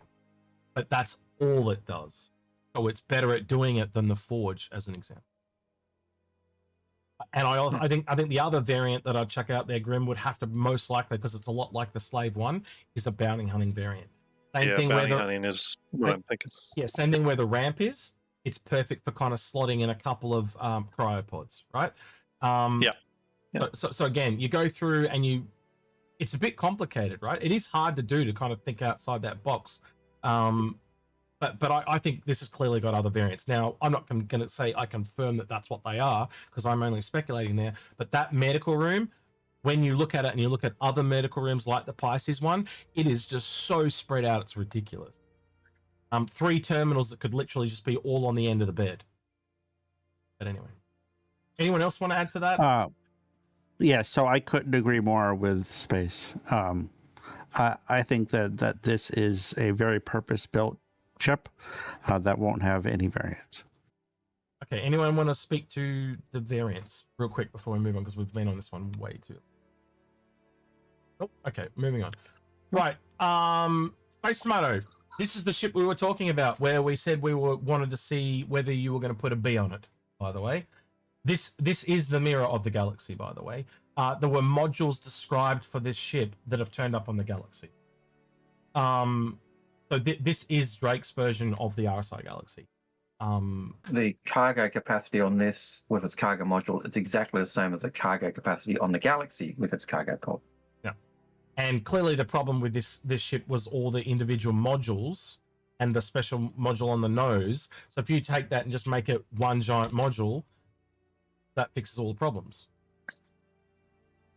It doesn't because of space. Well, like this. No. I've said that you're looking at the wrong way. It fixes all the problems because it's now one big module instead of 4 little ones that are too small. Well, it fixes all the problems. The Galaxy has essentially fixed the problems with the Caterpillar. what I meant. Sorry if I said. You I watch a streamer that tries really hard to get this thing to work, and it just doesn't. It just doesn't. It's gonna need gonna need a big rework. It doesn't in the current gameplay, but every one of those compartments has its own power supply and climate controllability. So that is one of the things that back in the day was a big selling point for this. Every one of those compartments can be separately locked off. I think that's probably what it's going to lose in the end. I reckon what they'll probably end up going to is something like where each module is just the whole thing like that, and you just swap it over. So there's cargo variant. This ship falls in the same category with me as like the Reclaimer. It just the thing, the role is there. It just needs a complete interior rework. Well, I think this was the first ship after the Kickstarter. So again, the older a ship gets, the more rework it needs. Is there anyone else? Graham. Is it I would actually take that to the next level and say the ship needs an internal and external rework. And maybe it will get something along that when they bring out the command module. I don't agree with that. I think it's really just this that needs the rework, the nose. I don't have any problem with the back half of this ship at all. For me, it's totally fine. It's all module based that's the problem for me. But each to their own. Paul, is there anything you want to add? Because you're the only one that went to S. It's Drake. It's Drake, but it's Drake, and the modules are the thing that's going to make it stand out. Yep. Agreed. I still own this, by the way. I've held onto it for so long. It is also still one of the best cargo ships with groups. Yep. I have used this with Loken specifically. We've used one of these, and when you have a group of people with the right gear, you can unload or load one of these things in seconds. Yep. This is very fun, yeah. It is still, I think, the only true non-symmetrical ship. Yeah. This is Paul giving Loken dagger eyes for his C.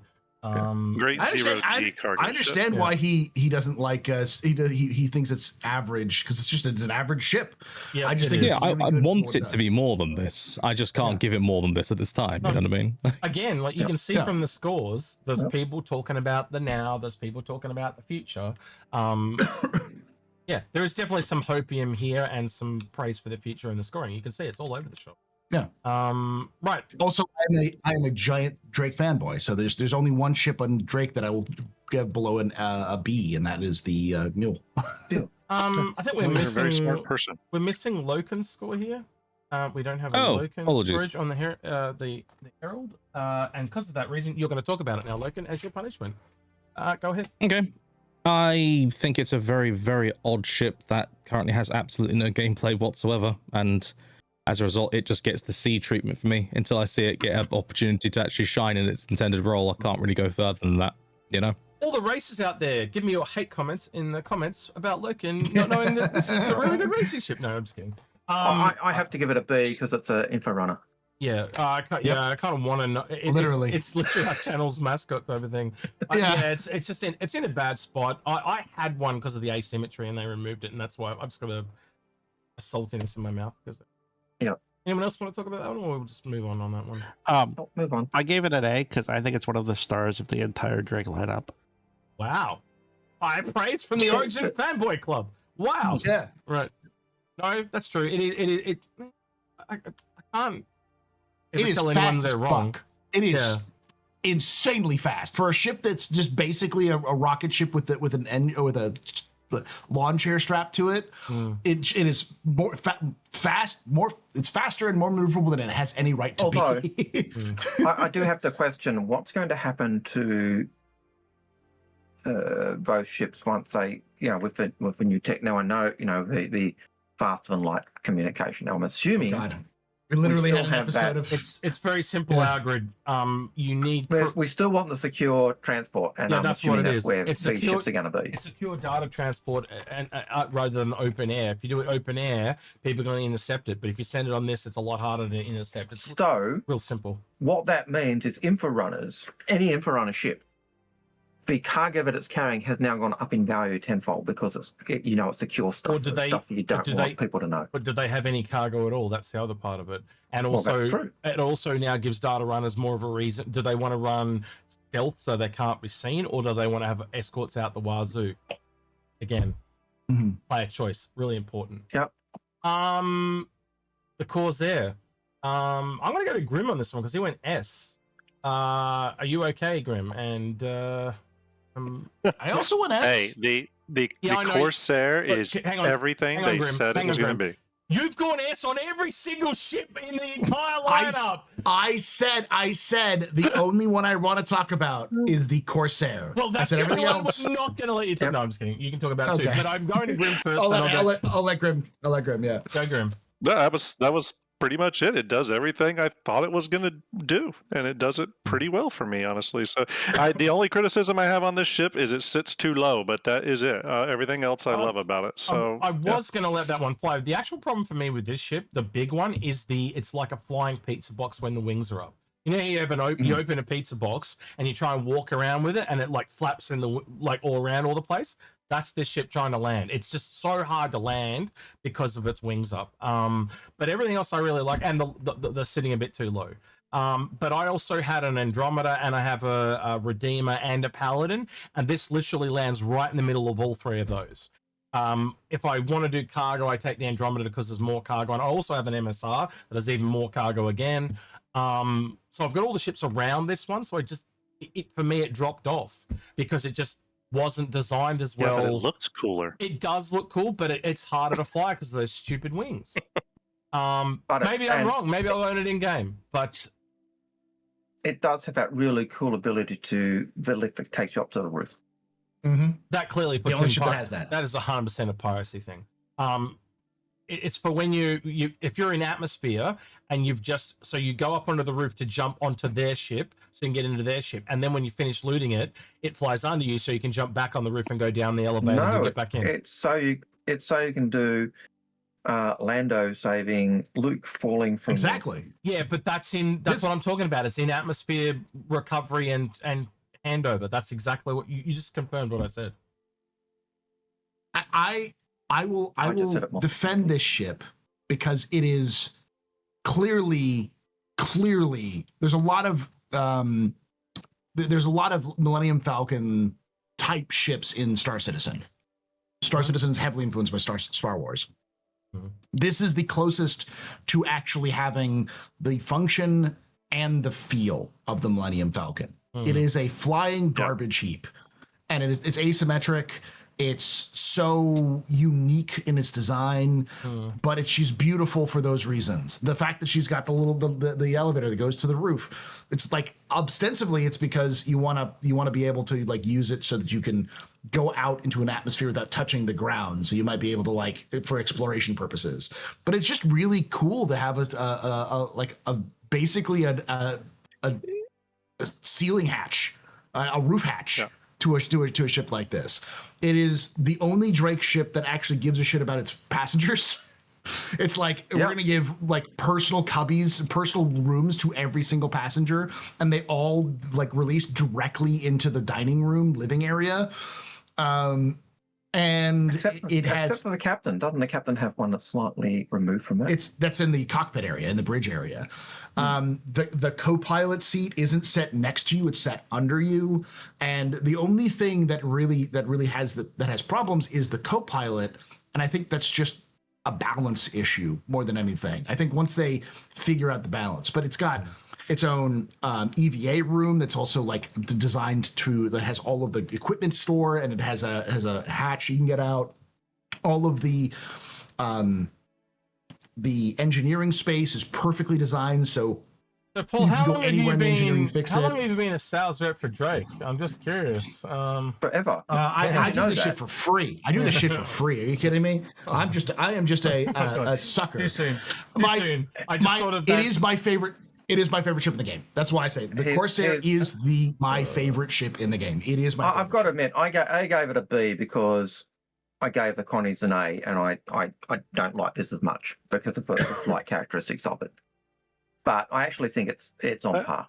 Reminded me of that. I actually think it's the same level. I don't know whether I should say this as a joke or not, but you remind me of that ICE agent who was saying, "I'll do this shit for free." As soon as you said it, I was like, "Whoa, that's harsh." I will add one um, last thing to the Corsair, Yeah. and it goes for the Clipper as well. Mhm. I do love, just from a pure synergy standpoint, the fact that the wings fold. It does make it a perfect ship to Mhm. pair with the Kraken. Mhm. Just a nice I little think- extra on it. To add to that, I do think those wings will come around to be really good for exploration in atmosphere. It'll really lower its fuel costs quite a lot in the future. Yep. So Now, Paulie, I'm just going to be reviewing your contract. I'm just concerned you're doing work on the side that. So I'll just be checking that. Don't you Well, worry. man, it's a hobby. It's all right. It's a hobby. That's right? okay. That's okay. As long as it does not interfere with the production of Evercrack. so can I get can I get a moment with the Corsair? Oh yeah. Your Okay. D? Yes. No. Okay. Come Go on. for it. It's an exploration ship that doesn't explore. Yeah, it does. The inside of Oh, other yeah. people's hulls. It's It exactly what it explores other does. ships. Yeah. It's the So, most I wouldn't have- exploration ship. I can't wait. I wouldn't to have the given day. it what I I did. cannot wait to the day that well then change it, Lemmy. You can change it. I can't wait to the Right, day well- that Origin ships come out and people are driving around as pirate ships and watching all the mortified Origin owners. It's going to be glorious. I can't wait. No, that's Pirates not. will use whatever ship works, Yeah. regardless The of brand or whatever. Yeah. Yeah. All right. I think the 600 honestly is going to be the Corsair of the lineup. In fact, it'll be better than Corsair, but like still, I still love Corsair. But it just doesn't it doesn't do what it's supposed to do. It can't do what it's supposed to do. Yet. It can't do it Um, yet. There's no scanning in the game. Just give it time, bro. The Right, Aquila right, can't but- do it but yet. can't do it. Yeah, but the Aquila can't do it. The Terrapin can't do it. The Carrot can't do The it. Carrot Like, can't do it. Opinion X, let him have his yeah, opinion. no, he's right. I'm not. Sorry, I'm not attacking him. I'm just providing But counterpoint. it's design. It's Yeah. design. Is it what it is? Me- So if they called this a You don't have gunship, to- You don't have to like it. I wouldn't have as many. It is a gunship. It's half gunship. Well, guess what? By the same token, the Andromeda's a gunship. Did you know that? Well, it is. That It is. is a gunship. Maybe In fact, it's the maybe- Andromeda used to be a space superiority control ship. Yeah. So, and so's the Redeemer, and so's the Paladin, and they're all drastically different, right? So, what you got to start to realize is there's these grey areas where you get these hybridizations, and this is probably the most hybrid of the lot. This is the one. That's why I got rid of it, because I already had more dedicated gunships, and I had more dedicated versatility haulers. And it was really close to the Connie, and it was like this or the Connie, and I was just like, well, I personally prefer the Connie because it's also got the Merlin attached to it, and that's why I went that way, right? But if you don't like it, it's not for you. It's like Space I like says. to think. Space always says there's got to I be like- ships in this game that you hate for it to suit everyone, and it was the best I statement just he's think ever of the made. Corsair is called an exploration ship because Drake wanted to get some sort of tax incentive from the Absolutely. UEE. There you Absolutely. go. Yeah. Good. Yeah. So, yeah, if they called a spade and called this a gunship, I would probably give it a B or a C. But this is not an exploration ship. This cannot be an exploration ship. It I is. disagree. It's actually listed. What is? It's actually listed as a gunship in the ASOP terminal, by the way. It's an explorer / gunship. Good lord. Yep. Really? Yeah. But what makes an exploration ship? The scanners. Whatever CIG says. Scanners. Scanners. And we Scanners. don't know we don't know what scanners are on this ship yet. So Some I mean, yeah, Some every ability- ship has a computer, right? So they just Yeah. change that, or All right, we've is it now based been on like the? okay. we've now been on this one ship for 20 minutes. What I am What's the most moving- important I'm- ship in the world? I want to speak on this because I want to speak on what makes it an explorer ship. I'm No, sorry. We've Let's gone move way- on. We Let's have move to on. move on. 20 minutes, man. Come on, that's like out of it. My fault. It's My way fault. too much, Alfred. I'm sorry, but I have to move us along. I know you want to speak on it, and 20 minutes. Why don't we come do on. an episode on it? Yeah, you do it. We should do an We'll do an episode episode on it. I'll get you, Lemming, and all together, and you can go to town because that. Yes. And I'd almost say we could have done the same thing with the Clipper because they were both lengthy combos. Yeah. Dragonfly. Who wants to speak on the Dragonfly? I think there's an S from Loken that I can see and one from Paul. So, Loken, I'll let you take this one since. Probably ready to kill me.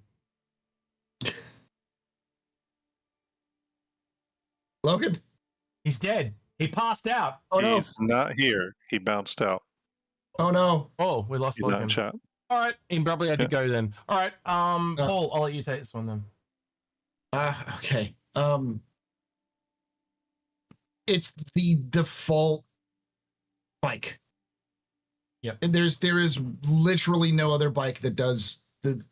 I know there are bikes that are faster, that are more maneuverable, that have better, that are smaller, so they have better like guns and stuff like that. But like outside of the Pulse, there's really only one hover bike you go for, and it is the Dragonfly. And I agree, it's the most versatile of the bikes, and it does a little bit of cargo. It can have a second passenger. It's got guns. All the other bikes do one of those things, but they don't do all of them. So there's one that's got more cargo. There's one that's got better guns. One that's even got shields. I think there's one other one that carries a person, but there's nothing that does all of that. And that's what makes the Dragon. In my opinion, it's like the Ursa of the bikes. It just does a bit of everything, which is what you want in a vehicle, in my opinion, when it's essentially been taking in. All right, probably move on. It is the one bike that goes against, or the one vehicle that goes against what normally happens, where they bring out the worst one and then bring out the better ones later. This is the best bike that was ever produced by CIG. It was also the first, ironically, much like and the it was Ursa, the first. much like the Ursa. Sorry, right. The Buccaneer. Now I can put a temporary score on this for Bops because I know for a fact this would be S tier for him. He's often said to me, as well as the Mark I Hornet, the Buccaneer is also a ship that he likes a lot. So for PvP, he's a big fan of the Buccaneer. If I'm incorrect, let me know in the comments, Bops. So he would also put this in S tier. Now, Loken's not here. Lemming or Space, do you want to speak to maybe Space? It's been a little bit since I heard from you. Why is it a C, Space? Just kind of ugly. I mean, I like it because it looks like that one ship from StarCraft, but besides that, I don't know. Just feels like the Valkyrie from StarCraft? I think it's the Valkyrie. It's the one that turns into like a walking person. Yeah, right? Valkyrie. Yeah. Valkyrie. Yeah.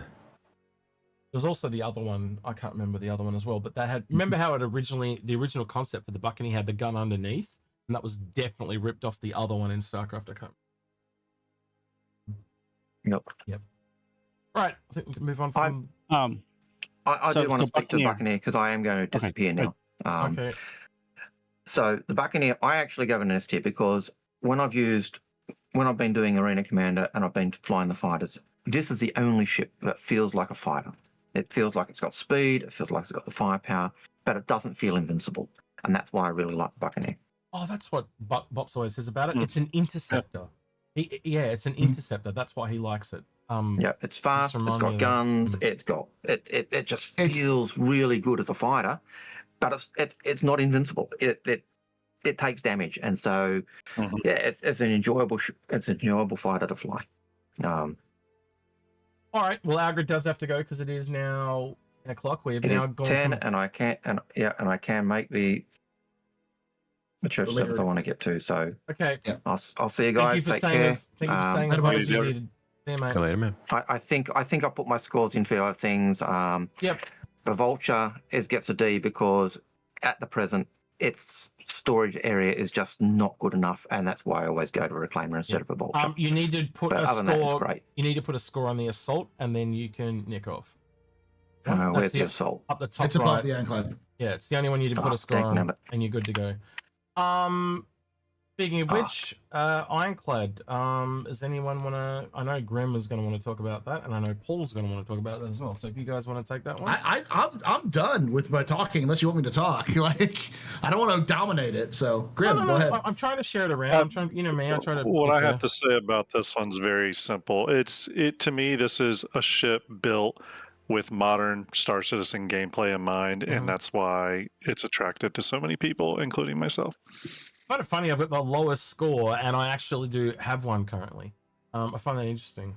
But I think for me, it may still be in the chopping block because, like, when a Abandoned Merchantman or something like that comes along, it'll switch to an earning game for me. Yeah, I do like it. I think it's going to be a really cool ship this year. To see the assault.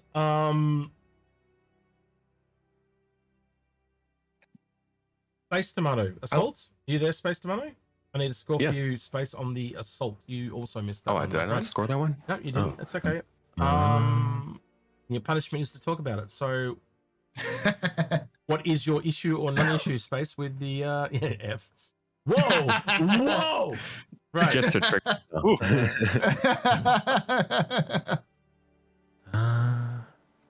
I'll give this one an A. I mean, I think when I think about this, I think about a large liberator, kind of like it's a really, really big dropship, basically like a planetary dropship. You could show up with your org and have enough stuff to set up a base along with maybe a pioneer. I'm more of a ground-based, where there are ships on the liberator. There are no ships on this, so it's more ground-focused. That's how I see it too, Space. Yeah. But for me, the reason why the score drops down to a B is I think that fabricator is completely overhyped. It doesn't even need to be as big as a fabricator in a clipper, because it's only dealing with the components of the vehicles, and they're all size 0. So it could have an even smaller fabricator and still able to hand repair. Because if they talk about it, they say it's hand repair and a small fabricator, right? So let's say, for example, it's the same size as the Clipper, then it would technically allow you to build components to put into ships. But I think they're trying to differentiate that. So I think that it's probably going to be more tailored strictly at the vehicles. And again, yeah, I think that the versatility of the normal ironclad for me is preferred over this. But look, I'll admit it if I'm wrong, and my score will change to reflect that given time. But I think the ironclad is where it's at. I think this is just it's moving it towards the Liberator, and the Liberator has all these issues at the moment. So I think it's detracting from it, in my personal opinion. But yeah. I will defend it only in the sense that I believe that this ship is going to be the jack of all trades. It's going to be like the Liberator, but it's going to be kind of like the Cutlass is to the medium ships in the sort of the type of large ship it fills, like the Liberator, what's some of the other ones, like the Star Lancer. I feel like this is just going to end up being both of the ironclads end up being kind of the default that people will look to complete their missions. And I think the assault is just going to be the ground the ground version of the ironclad. It's just gonna be like, this is designed for that. There's like really is no difference except for cargo capacity, and cargo capacity only matters if you care about what can put on the grid. And I think that built-in fabricator is still going to be useful, because it doesn't mean you have to carry a separate fabricator on the ship. I just find all the extra things on the assault are really tailored at the ground stuff, and I just don't think that this is the best ship to go down to ground. It doesn't have a lot of extra VTOLs or anything like that over the standard ironclad, and I think I just see a lot more advantages, especially when it comes to piracy and the ironclad. Like, the thing's a giant flying bucket. Like, it's just gonna fly under ships, and they're just gonna dump the ship or dump all the cargo into this and just get in and out. And pirates kind of need that right now. I think the ironclad assault totally has a place. But now look how much that also treads on the Hercules and the M2. You know, so it's going to be interesting to see where it shakes out. Would you, if you, I know how you got your ironclad assault, but if you could take an ironclad instead of the ironclad assault, would you still take the assault? If I had a choice between the two, I'd still take the assault. Yeah. Oh, interesting. Okay. No, I think it's. I'm the same. I think it still has more value. I don't think it necessarily has more value than the ironclad. I just think its specialization makes it stand out a little bit more. Okay. So. Yeah, I know a few people that have done the same thing as you, by the way, with how you got your ironclad. John Citizen did exactly the same thing, so he's getting one as well. The Vulture. Oh, all right. Loken's gone. We got a D on it from Algrid. I don't know why he's given it a D, but he said earlier. What did he say? I'll speak for Algrid, because what he said was the cargo bay is not optimal. It's still kind of bad. So he said that it takes a reclaimer over the Vulture every time. Yeah. I think it's So- going to be really interesting to see what the cargo grid is on that Vol when it comes along. By the way, that's what I'm calling the mole variant minor thing. The Call it Vol, yeah. it's another small mammal. Yeah, I know Vols. And you can rename it from multi-operator, whatever, and all you have to do is change it to vehicular, and it kind of works the same. Anyway, Base or Grim? You guys both gave it an S. What are the drugs you were taking, and where do I get some? Go ahead, Space. I think it's S mostly if you have a friend. Oh, really? Interesting. This is a work ship. This is a work freaking horse. I think in the future this is going to be the kind of thing that you can make a ton of money from if you can get a transport. So it'll depend really heavily on how well the beacon system works and how much people are willing to work together. I do agree with Algorithmic that there's not a lot of storage in here, but for the size that it is and the amount of operating costs that it's going to take, you could churn out a ton of money scraping RMC with something like this. And I think the only problem with it, something I would really, really love to see them do, I can't remember who it was that suggested this. It might have been you, Grim. The idea that the conveyor pushes the salvage boxes out, but it keeps pushing them out, so you can have it get pushed out past the ramp and basically float towards another ship that's sitting out back. Right. If they just had a better method of being able to load those boxes and get them to another ship, then I think the S is deserved. As it is now, it's mostly based on hypotheticals, but I think it's a good ship. It's interesting because like I marked mine down by one because I saw the Vol coming, right? And I think the Vol, once the Vol comes in, that really is going to take the multi-crew mantle, because these are actually all designated as solo ships, the Salvation, the Misfortune, and this. And it's really interesting because when me and Algar were looking at it, it literally goes 1, 1, 1, 4, then 5.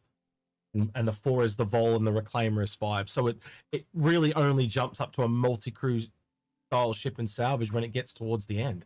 Very, very interesting.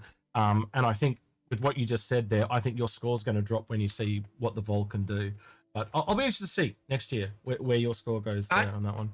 All I've ever heard from salvagers is the vultures where it's at. Like people will take the fortune, but a lot of people take the fortune mostly because it's just a vulture, but they don't like Drake. Well, like that's what it is. It's just a vulture. They don't like Drake. I now understand Algred's obsession with the Reclaimer though, because he takes it out and he just mines in the Reclaimer on his own because it's got so much extra cargo space. So again, it'll be interesting for Algred to see the Vol come in, because I think he will do the same thing Space has done, where his score will go up for the Vol, where I think Spaces is going to go down here, and they're going to kind of reflect the same thing for slightly different reasons, but interesting.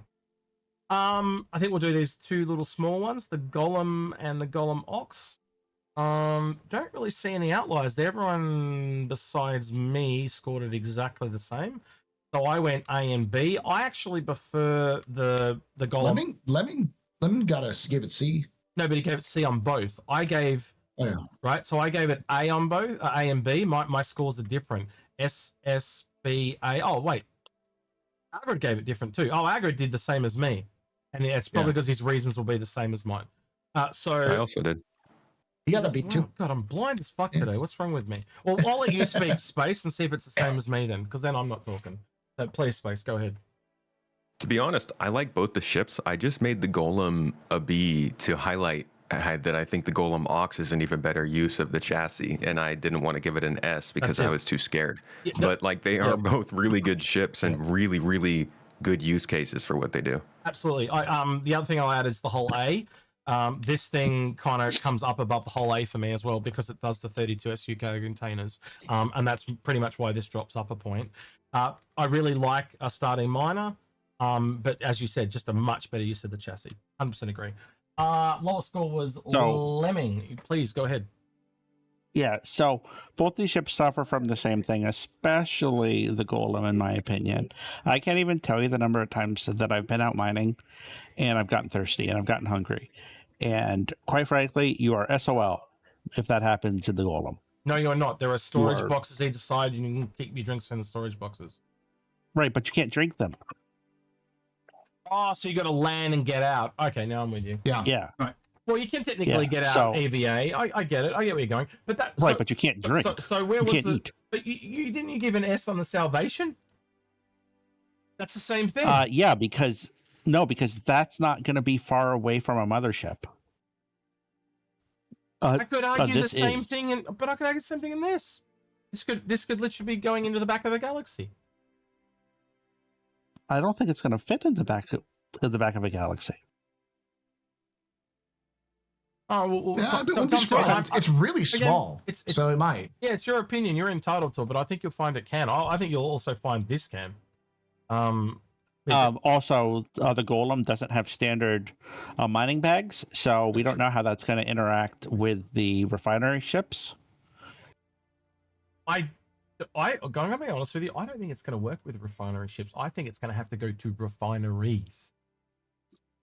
Yeah, which is yeah. Not disagreeing. I agree think problem. with you. I agree with you, but you got to remember, this is $60. The Prospector is literally $150. That is a massive. Yeah, I agree. You're making some massive consolidations to pull that off.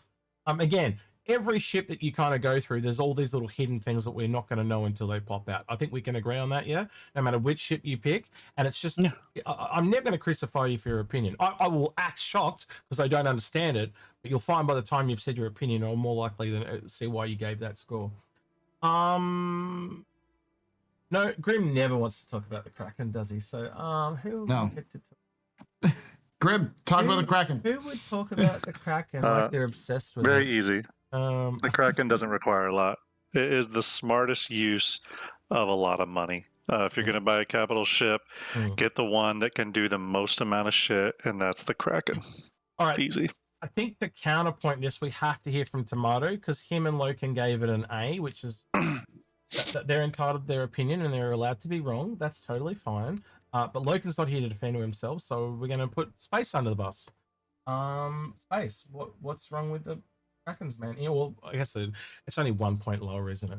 Just not perfect to you. Yeah, I mean, it's an A tier. Yeah, I know. I just like giving you shit. I don't get often to give you all So that I shit, didn't Space. grade I mean, I think that it actually is not the best use of space for a ship that's supposed to be a spacecraft carrier. It does look really freaking cool, but like for the game we have now, I think they could do a lot better for the space it takes. Yeah, well, again, I think they are going to make a lot of adjustments. Lemmings, just go ahead and score it for me while you're there. Right, and well, I wanted to talk about it. That's why I couldn't put a score on it, and that was intentional. What were you thinking about? Like, you just don't know anywhere but from A to F or S to F. You don't know any. Explain yourself. Go ahead. We'll help you. So, when the Idris came out, that caused a major pause for me. So what would you give the Idris? Just out of curiosity, what would you give the Idris? Probably a D. Wow. Holy shit. Right. Okay, keep going. Moving around the Idris takes forever. Great.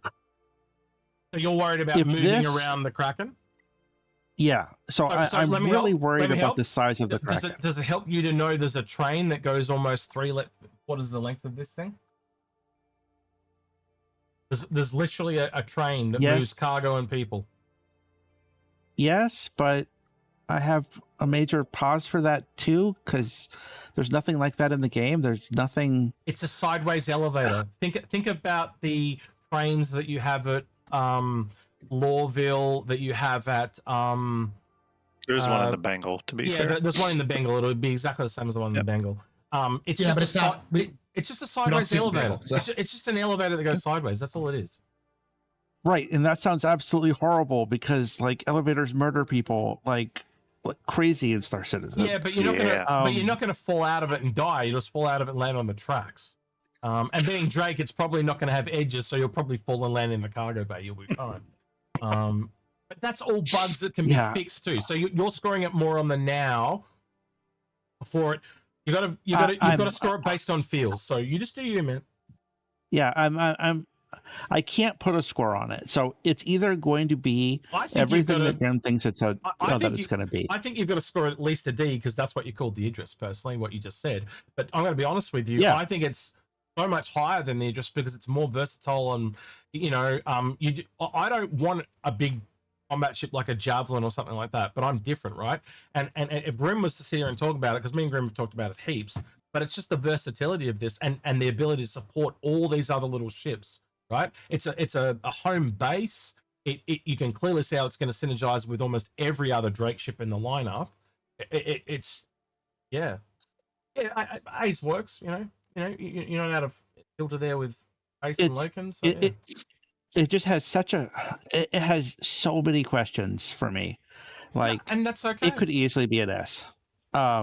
But man, I think that's a hard one. I'm rated an S with how it is now, and knowing all the things that after me and Agra talked to Ben and John, and I've talked to Grim at length through the things that they added, I think it almost goes up for me. I can't go higher than S goes, right? So it's just a ship I thought I was never going to own because of how poor I am. But with the techniques that I learned and the stuff that I was able to apply, I literally got this thing for a third of the price it was meant to be, right? So I got this for less than a Pioneer, which is crazy to me. Yeah. I can also, because I noticed that Loken gave the Privateer an A and the regular Kraken an S. So I can tell you why. I have a feeling I know he says why. Yeah, I can probably guess it too, but go ahead. I'm getting into Loken's mind. This is a carrier. It is a fleet carrier. Yep. It is designed to support ships and support fighters to go out and do their jobs and come back and get supported. The Privateer is still a fleet carrier, and it has the little benefit of it having that brazier, that market, but that market seems like an odd choice for a fleet carrier.